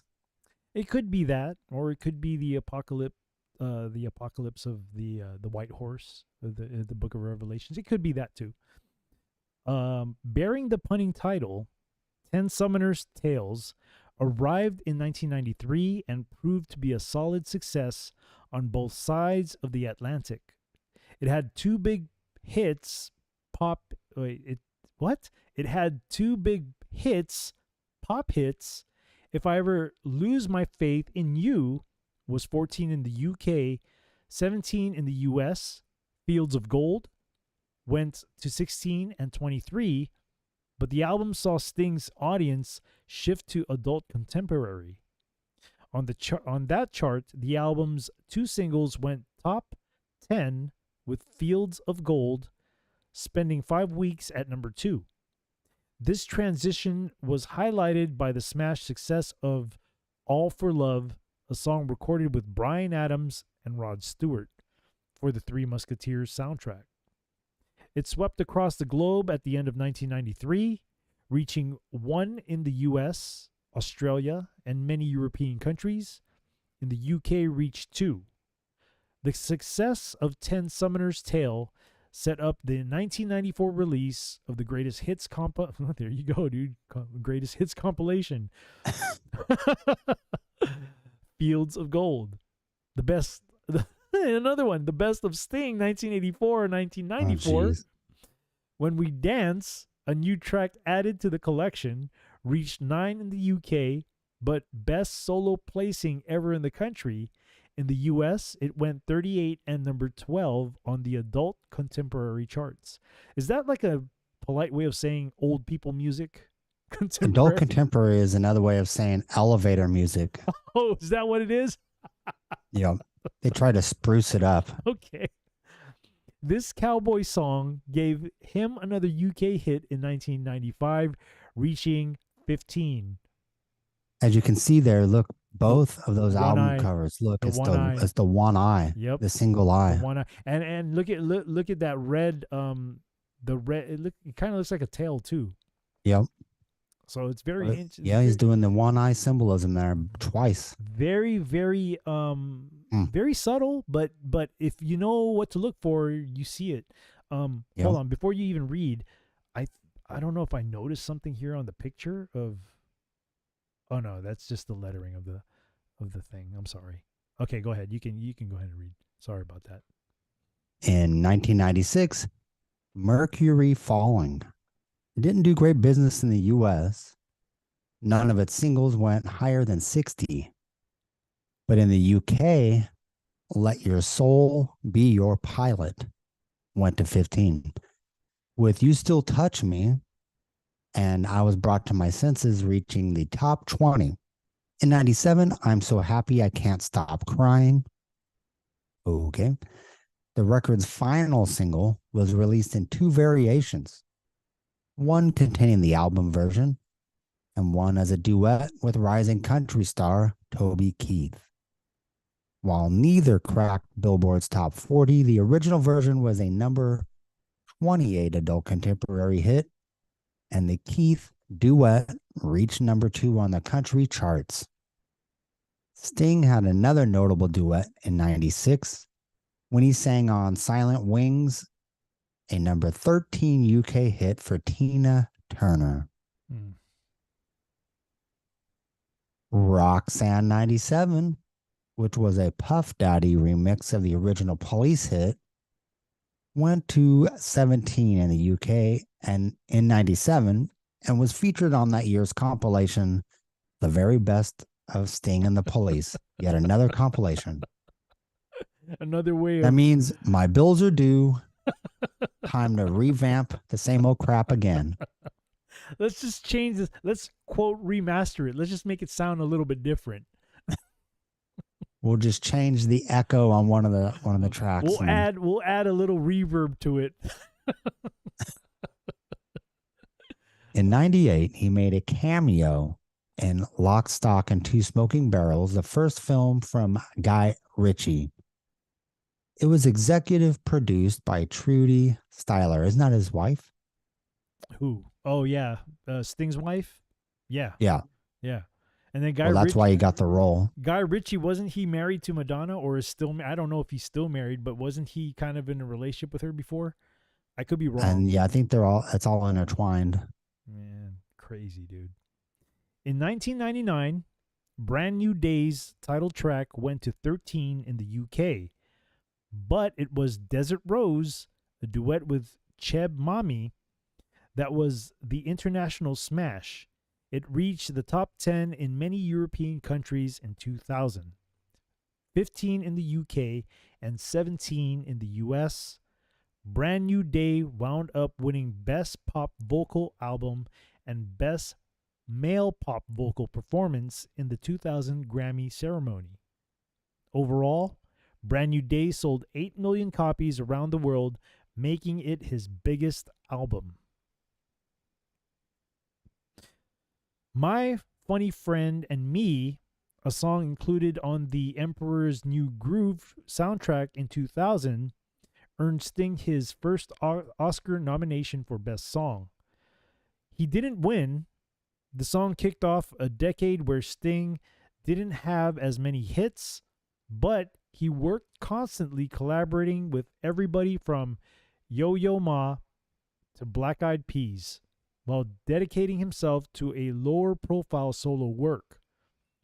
Among the latter was All This Time, a 2001 live album recorded on the day of September 11th. What? Wow. On that particular day, on that particular year, huh? Yeah, right. Like the same day. Very interesting. And it's called All This Time? Very interesting. It was released that November, reaching 3 in the UK and 32 in the US. A memoir called Broken Music arrived in 2003, as did a new studio album, Sacred Love. It peaked at 3 in both the US and UK. Its lead single, Send Your Love, went to 30 in the UK and reached 29 on the US Adult Contemporary chart. Elevator music chart. But it was eclipsed by 2 collaborations with R&B singers. First was Craig. Hey, Send Your Love was a hit in the elevators, let me tell you. It made going from floor 1 to floor 14 a sweet ride. Sounds like an Aerosmith song, right? The first Craig David's Rise and Fall, which went to number 2 in the UK. Then Mary J. Blige duetted with Sting on Whenever I Saw Your Name, was added to a re-release. Man, they really like doing re-releases. Version of Sacred Love. The recording won the pair Best Pop Collaboration with Vocals Grammy in 2004. In 2007, the Police reunited again. Of course they did. Because they're all out of money, for an extensive tour that ran into 2008. On the tour's final show, the group brought out original guitarist Henry Padovani to play Next to You. Sting chose to wind down from the Police reunion with a 2009 holiday album. Oh, Lordy. That's another one, dude. That's what you do when you're out of box sets. Christmas You're albums, like, man. let's do a Christmas album. If on a Winter's Night. Which concentrated on old folk tunes, hymns, and madrigals. He devoted his 2010 to performing highlights from his catalog with London's Royal Philharmonic Orchestra, unveiling the new arrangements on the July 2010 album Symphonicities, then heading out on the road with the orchestra. The tour was documented on the Live in Berlin album, which arrived in November 2010. 25 years, a career-spanning box set, arrived in 2011, along with a single disc sampler of highlights. I think we've noticed these with artists too. Like these older artists, they come out. It's with always these the same. box After sets. Yeah, 20 years after the band breaks up, they do all their greatest hits, box sets, remasters. just write new music. Why can't you do that? Just come up with a new song. Yeah, take a risk, Live a little. right? Come on, you got the devil on your side. These artists, man, for real. Say this picture is another borderline single eye picture. Yeah, I can see that too. Even the angle of it, the angle of the picture for sure. I don't like the way he's smirking right there. Yeah.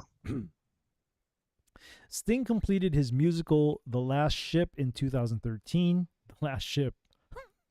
Really? Well, he knows that. He knows he can barely hold water. What's the ship has come and sailed? Is that what the saying is? Yeah, his ship has definitely sailed. Initially, he introduced the piece as a solo album released in September of 2013 with the musical set in a struggling shipyard in the 80s, making its Broadway debut in 2014. Sting spent the next 2 years touring, sometimes co-headlining with Paul Simon. That's another loss. That dude, yeah, that's another quiet guy right there, Paul Simon, man. That guy's into some weird stuff too. Yeah. I think. And then in late 2016, he released 57th and 9th, the first album of pop songs in 13 years. The album was recorded in a few weeks, and contributions from a pair of longtime collaborators, guitarist Dominic Miller and drummer Vinny, I'm going to butcher this last name, Colauta, plus drummer Josh Freese, and guitarist Lyle Workman. In 2017, Sting was honored alongside Wayne Shorter and Metallica with the Polar Music Prize, an annual award originating in Sweden, recognizing greatness in the world of music. 2018 brought the unlikely pairing as Sting issued a joint, properly named, joint reggae album with Jamaican singer Shaggy. Obliquely, did I say that right? Yeah, oblique. Obliquely titled 44-876 after the two musicians' country calling codes. It marks Sting's first ever collaborative duo album, as well as his return to the UK Top 10 chart. The album also went gold in France. It won the Grammy for Best Reggae Album in 2019. Well, he went back to his roots of kind of like reggae music. Okay. Yeah, but there's tons of like reggae artists that had amazing albums during that year. Yeah. Yeah, there was. But most of them don't have anything to do with the Grammys. They're all like in Jamaica. So, well, they didn't make the deal, bro.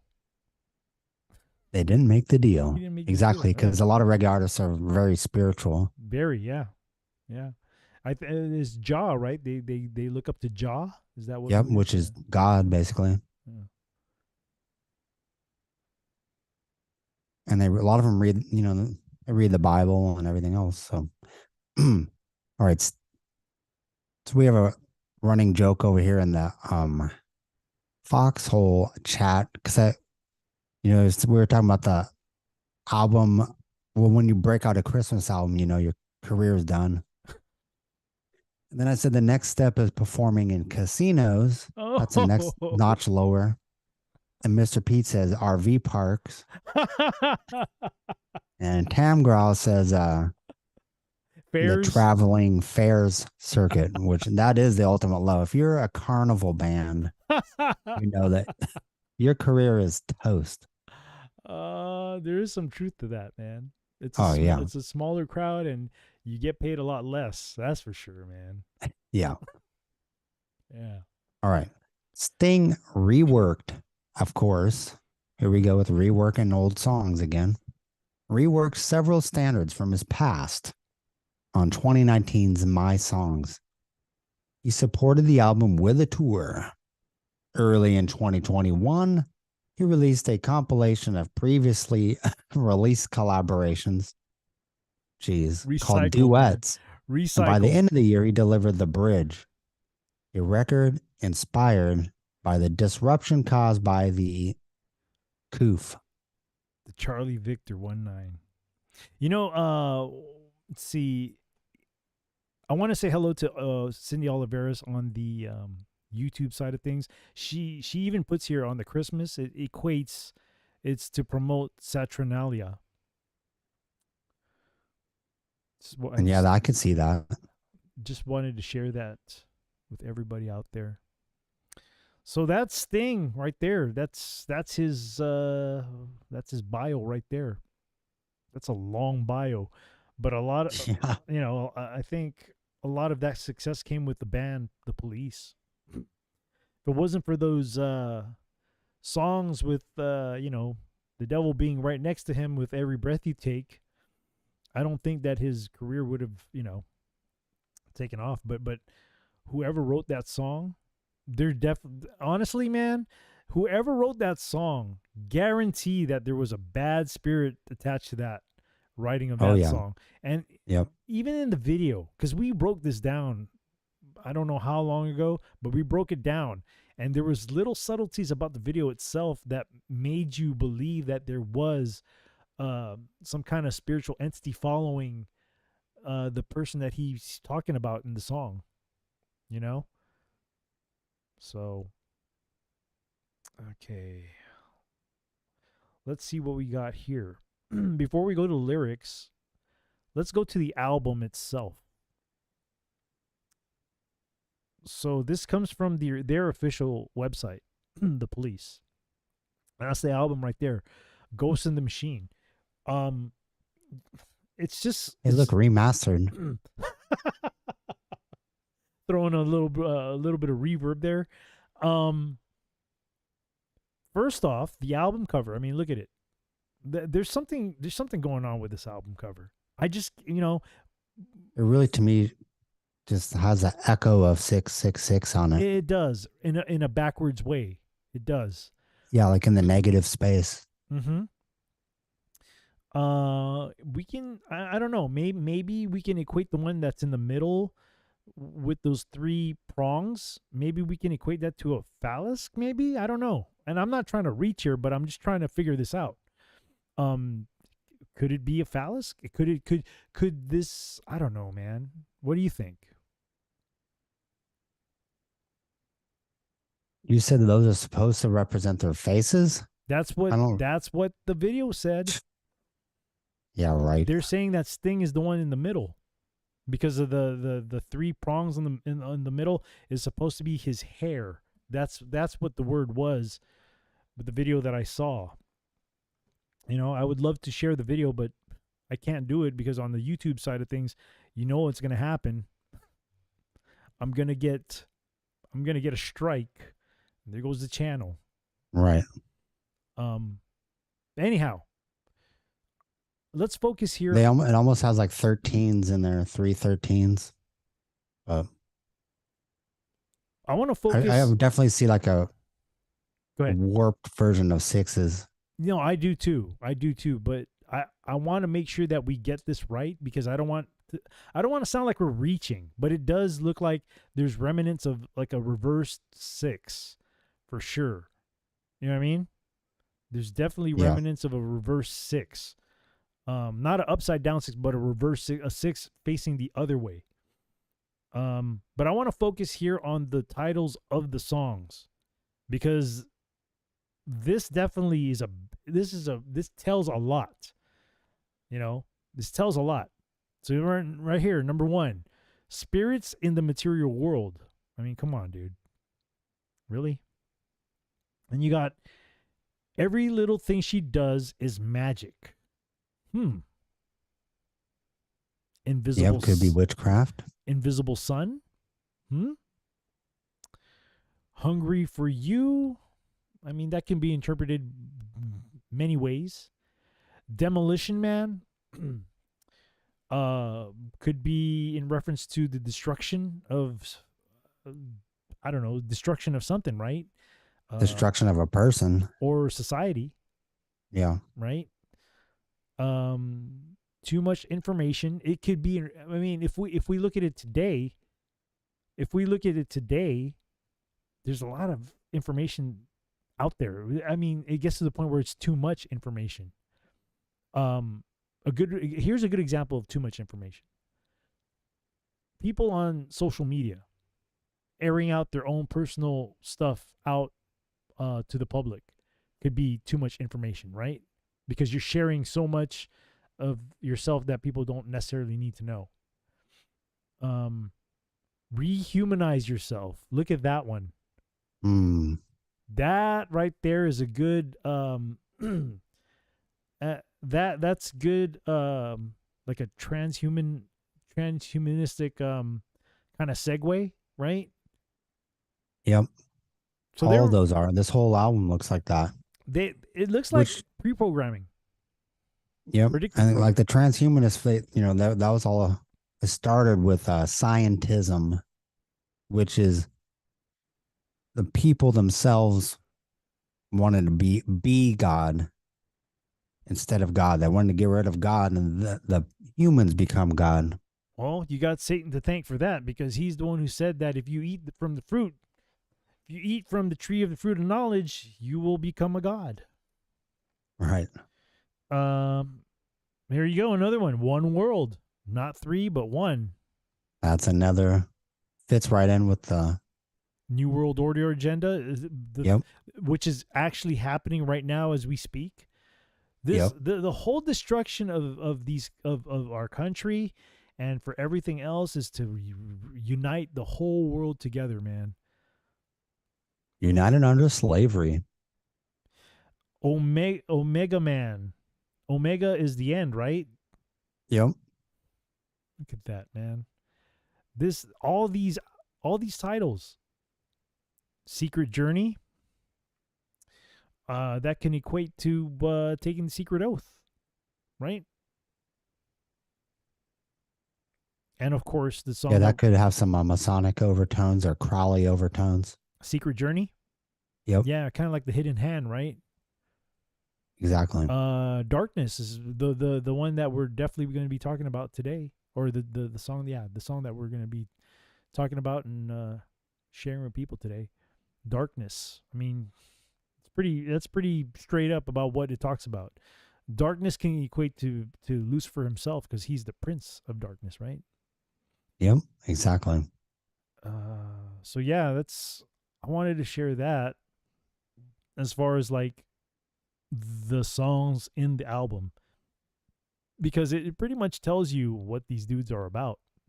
You know, this definitely, I mean, if you look at it today, it definitely is relatable, because a lot of these things that they're talking about spirits in the material world, every little thing that she does is mad. It's happening now. It's happening now. Demolition Man, too much information. Rehumanize yourself is a big one right there. One World is another big one. Omega Man, because I believe we're living in the end times. And of course, darkness. You know. So we can. It's relatable today, in today's date. Yep. Self-fulfilled prophecy. Mm-hmm. All right. So here's the lyrics for the song that we're talking about today, which is Darkness. Let's see what it says here about darkness. Oops. This is from Genius Annotation, genius.com. Darkness, written by drummer Stuart Copeland and placed as the album's last track, discusses the negative aspects about being famous. Well, the negative aspect of being famous is that you got to sell your soul. Yeah, basically. I mean, yeah, right? As one reviewer in Circus Magazine puts it, Copeland writes eloquently. Are you sure it's Copeland? Or maybe there's a spirit attached to Copeland whispering in his ears of what to write. Copeland writes eloquently about his dissatisfaction with fame in the beautiful ballad Darkness. Or it could, honestly, this could probably be the reason why the police didn't go as far, is because maybe the drummer was saying, I really don't want to take it as far as you do, Sting. Yeah, I mean, he definitely seems like he's kind of regrets, because this came out after that other album, right, or right before the other album. Yeah. The Synchronicity one. Okay. Yeah. All right. It was like, oh crap. I mean, we have to do all this to be yeah, famous? right? You mean we have? Yeah, I don't want to say the things that they probably have to do, but you can imagine, right? I mean, it just, the reason I chose this one is also, besides like its ties directly to the industry, is just the title and the whole theme itself. Because we all know like who the master of darkness is. Hold on, because Shell Out on the Foxhole side of things, she gave me she's putting out a suggestion here. She says, why don't we add up all the length of the songs in the whole thing? You got a calculator there or something? Yeah. So let's go ahead and put this. So the first song is 2 minutes and 59 seconds. 4 minutes and 20 seconds. 3 minutes and 44 seconds. 2 minutes 52 seconds. 5 minutes 57 seconds. 3 minutes 42 seconds. 3 minutes 10 seconds. 4 minutes 46 seconds. 2 minutes 47 seconds. 3 minutes 33 seconds, which is interesting that you mentioned the Freemason side of things, because that song is 3 minutes and 33 seconds, 333. And Yeah. then Darkness, which is 313, 3 minutes and 13 seconds. What's the total time we have for the whole album?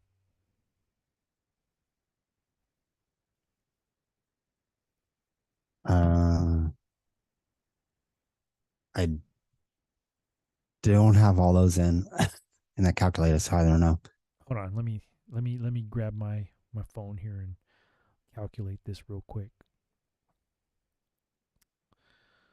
2 minutes and 59 seconds plus.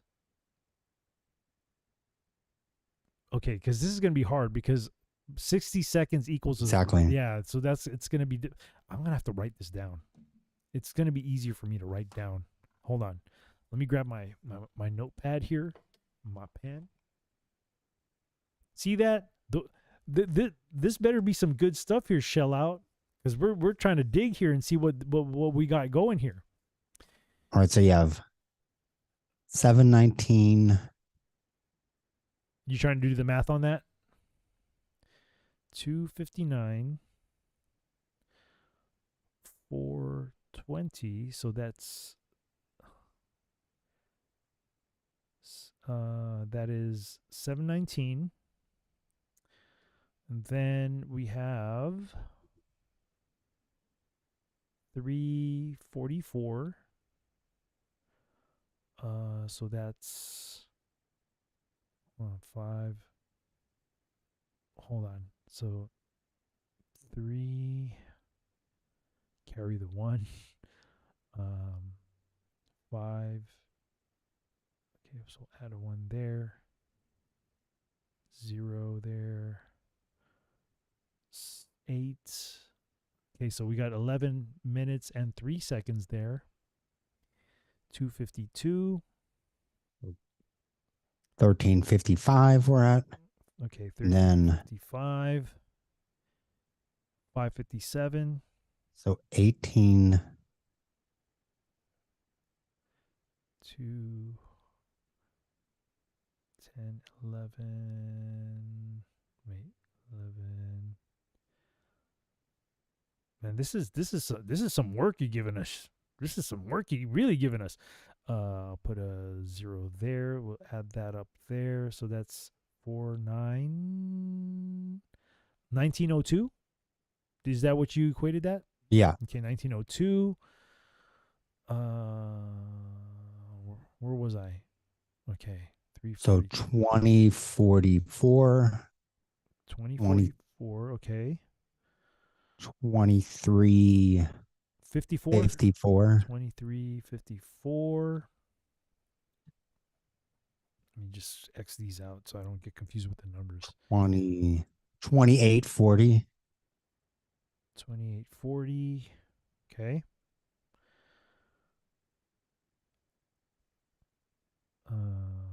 That looks like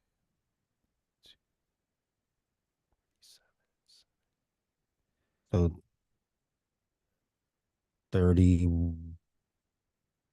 3123 or something. 3123? Or No, wouldn't 27. that'll be 30. That'll be, wait, hold on. 7, 8. So 8. 2 minutes up there, right?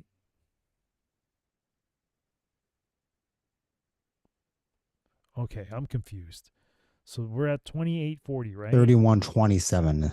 Yeah. 3127? Mm-hmm. 3127. Okay. 333. 35. 3035? Just 35. Oh, 35 minutes? Okay. And So then 3813 is the total. 38 minutes and 13 seconds. I don't see any significance to that. But there's 11 songs? Is there any kind of 38, 13 with 11. Let's see what happens if we multiply that. 38, 13 times 11. Yeah, there's nothing significant as far as like the total time of the, as far as I think. And I know where you're going with the whole, you're probably going towards the whole numerology stuff to this. It is interesting though that the secret journey, which is number 10, is 3 minutes and 33 seconds. That's for sure. And it's very interesting that you mentioned the whole Freemason thing with that title of the song, Secret Journey, 333, Hidden Hand. You know what I mean? So, yeah, we tried, Shell. We tried, but, you know, there's nothing there. There's nothing there. There's nothing there. All right.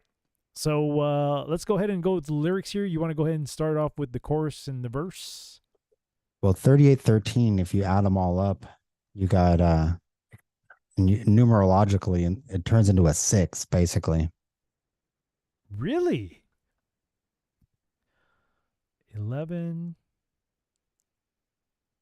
Because 11 and then 13 is 24, so it's 6. Oh. You're right. And then the cover of the album, they look like reverse 6s.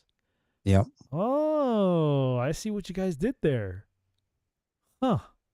You want to talk about some deep-rooted things on how they figure things out. Wow. Okay. Oh, well, I guess there's some credit there, Shell. There's some credit there. All right. All right, here we go. It starts with the chorus. I can dream up schemes while I'm sitting in my seat. I don't see any flaws until I get to my feet. I wish I never woke up this morning. Well, that's pretty sad. Life was easy when it was boring. What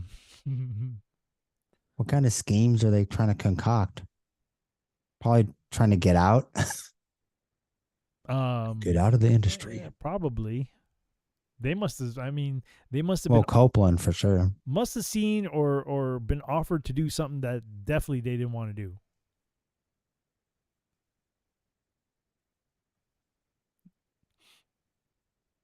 He said, I don't see any flaws until I get to my feet. I wish I never woke up this. He sounds like really depressed, man. For somebody who's in a big band, you feel Uber this famous, way? yeah. Wasn't worth it, was it? It's what I can equate to the chorus. Let's go to the verse. I could make a mark if it weren't so dark. I could be replaced by any bright spark. I wonder what that bright spark that they're talking about is. We kind of touched. We kind of touched the morning star. Yeah, we kind of touched on that before. The fallen star, or just the star. But darkness makes me fumble for a key to a door that's wide open. It's one of those things where we've talked about this, that they're showing what, you can potentially have all this materialistic stuff, all this fame, all this money. That's the key, right? That's the key to the door. Yep. Once it's open, once you taste the worldly things and you get engulfed in it, you're like, man, I want more of this. Well, if you want more of this, you got to do this for us. Yeah, and the darkness is the thing opening that door. Yep. That's why they're stumbling, trying to find this key, which would be God. Mm-hmm. All right, second chorus, my friend. Instead of worrying about my clothes, I could be someone that nobody knows. Then he says again, I wish he never woke up this morning. Life was easy when it was boring. That's pretty sad. This is buyer's remorse. It sounds to me like buyer's remorse, like major, like, oh man, what did I do? What? I just wanted to play drums. Apparently, your bandmates wanted to go further than just play drums and play music. Yep. I can dream up schemes when I'm sitting in my seat. What does he mean by that? Does he mean by planning his life? I don't know what that means. I don't see any flaws until I get to my feet. Maybe what he means by he didn't see any flaws because he was living a normal life until he gets in his feet and he walks and sees all these things. I wish I never woke up this morning. Life was easy. It was boring. Boy, that was short. That's it. That's the song. It just, Well, I mean, it sounds to me, it just sounds to me that he just has buyer's remorse about where he's at. That's what it sounds to me. exactly. That's why I chose this song. 'Cause it's basically like, woeing that it was part of the industry, at least on the surface, or more likely it's more, instead of it being about the industry, it's more like, oh crap, what kind of deal did I make? Yeah, I think so too. I think it was purposely done this way because I think he might have wanted to say more, but just couldn't. He just couldn't. Yeah. What? There's really nothing else to say about that. It's pretty straight up. The guy is unhappy. He's unhappy about living a rock star lifestyle. It wasn't in hindsight. It regrets it. But I've heard celebrities say. I think I've heard Katy Perry say that once too. That she wished she hadn't sold her soul. Something to that effect. I think the interview is out there somewhere. But I think a lot of these artists, they tend to get regret the decisions that they make. But some of them even go further out and says they ride all the way with it. Yeah. Well, yeah, some of it's like, I'm sure that all of them have at least some regret, but then it's kind of like, well, too late now, might as well ride it on out. Yep. Yeah, and I think the people who don't have the remorse, they seem to be like the younger ones. So,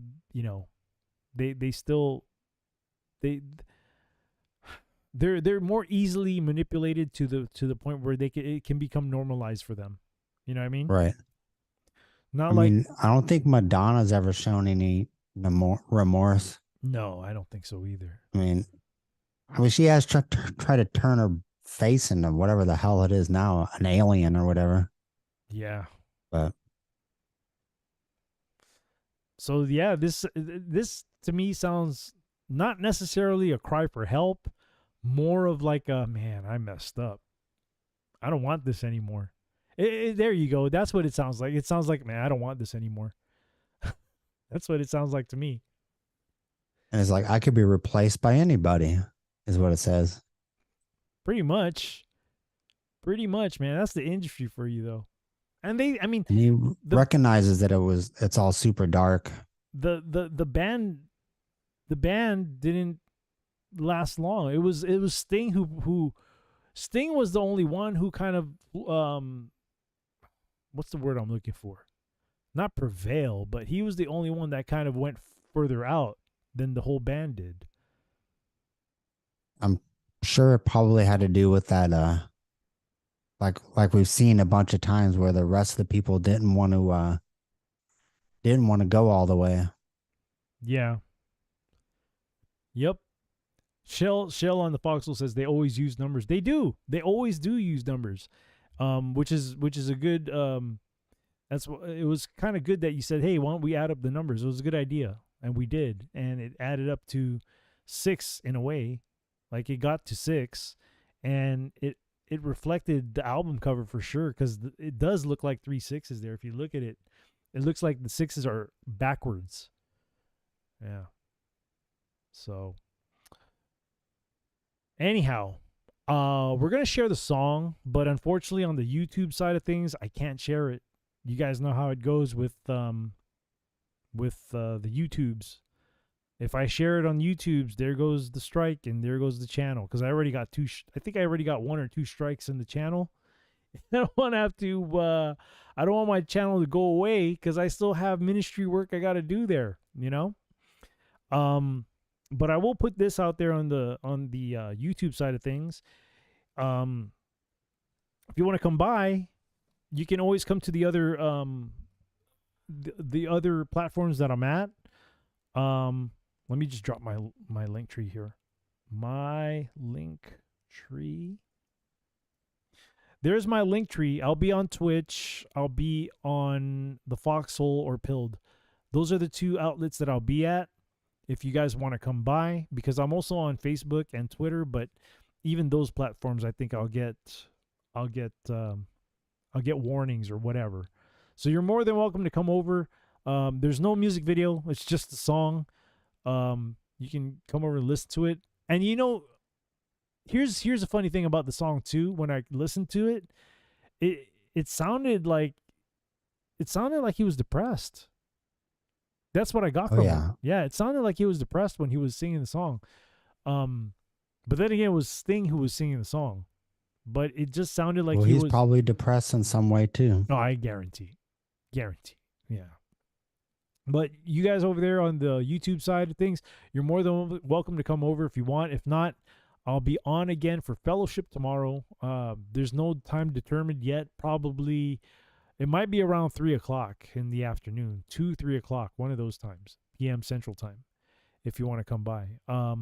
You want to go ahead and drop whatever you want to drop, Java, just to share that with people on the YouTube. So maybe, you can get some people coming over to your place to listen to what you put out there.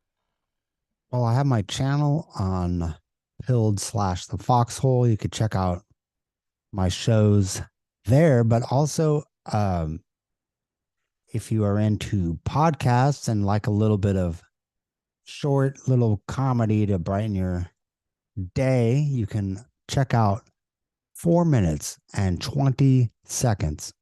And it's on Spotify, Apple Music, Google Podcast, Amazon Music Podcast, TuneIn Radio, iHeartRadio, Podbean, and Podchaser. So pretty much you can find us somewhere. It's all out there.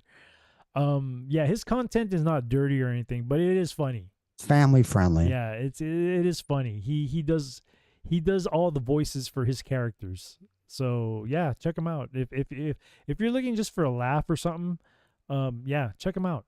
Check him out. And it's pretty short, less than 5 minutes typically. So yeah, absolutely. So that's all I got for you guys on the YouTube part of things. If you're more than, like I said, you're more than welcome to come over to the other places. If not, then hey, hopefully I see you tomorrow on the fellowship. I always look forward to the fellowship. I love doing the fellowships. I have grown to love this fellowship, spreading the word straight from the KJV, man. So I invite you guys to come over. If you don't come over to the other platforms to listen to the rest of the show, I hope you guys come over for at least the fellowship so we can all, praise God for everything that he's done and thank him for everything that he's done through fellowship. So, thank you guys out there on the YouTubes, Mac TV, Joseph Zepso, Cindy Oliveris. Let me see who else is there. Let's see. I think I saw Marcy T, Miss Maskless. Thank you guys so much for coming by. Let me see. I just want to make sure I don't Medusoid? Humanoid? Thank you for coming by, and thank you so much. I hope I see you guys out on the fellowships tomorrow. Yeah, I think that's all I got right there on that side. Thank you. Yeah, the Foxhole. That's another platform out there. And they don't do the censoring like this Yankee Tango does. So So yeah, you're more than welcome to come over. There's a lot of content creators there too. Anyhow, thank you guys over there. Wait, let me just stop sharing this thing here. Let me take us back to the Zoom. Boom. And take out the screen share. Okay. Yeah, so you're more than welcome to come over. If not, I hope I see you guys on the fellowship tomorrow. So God bless you guys. You guys have a great night, and you know, be kind to one another out there. So good night, guys, out there in the YouTube side and on the other platforms, Facebook, Twitter. Thank you. Good night and goodbye. Good night.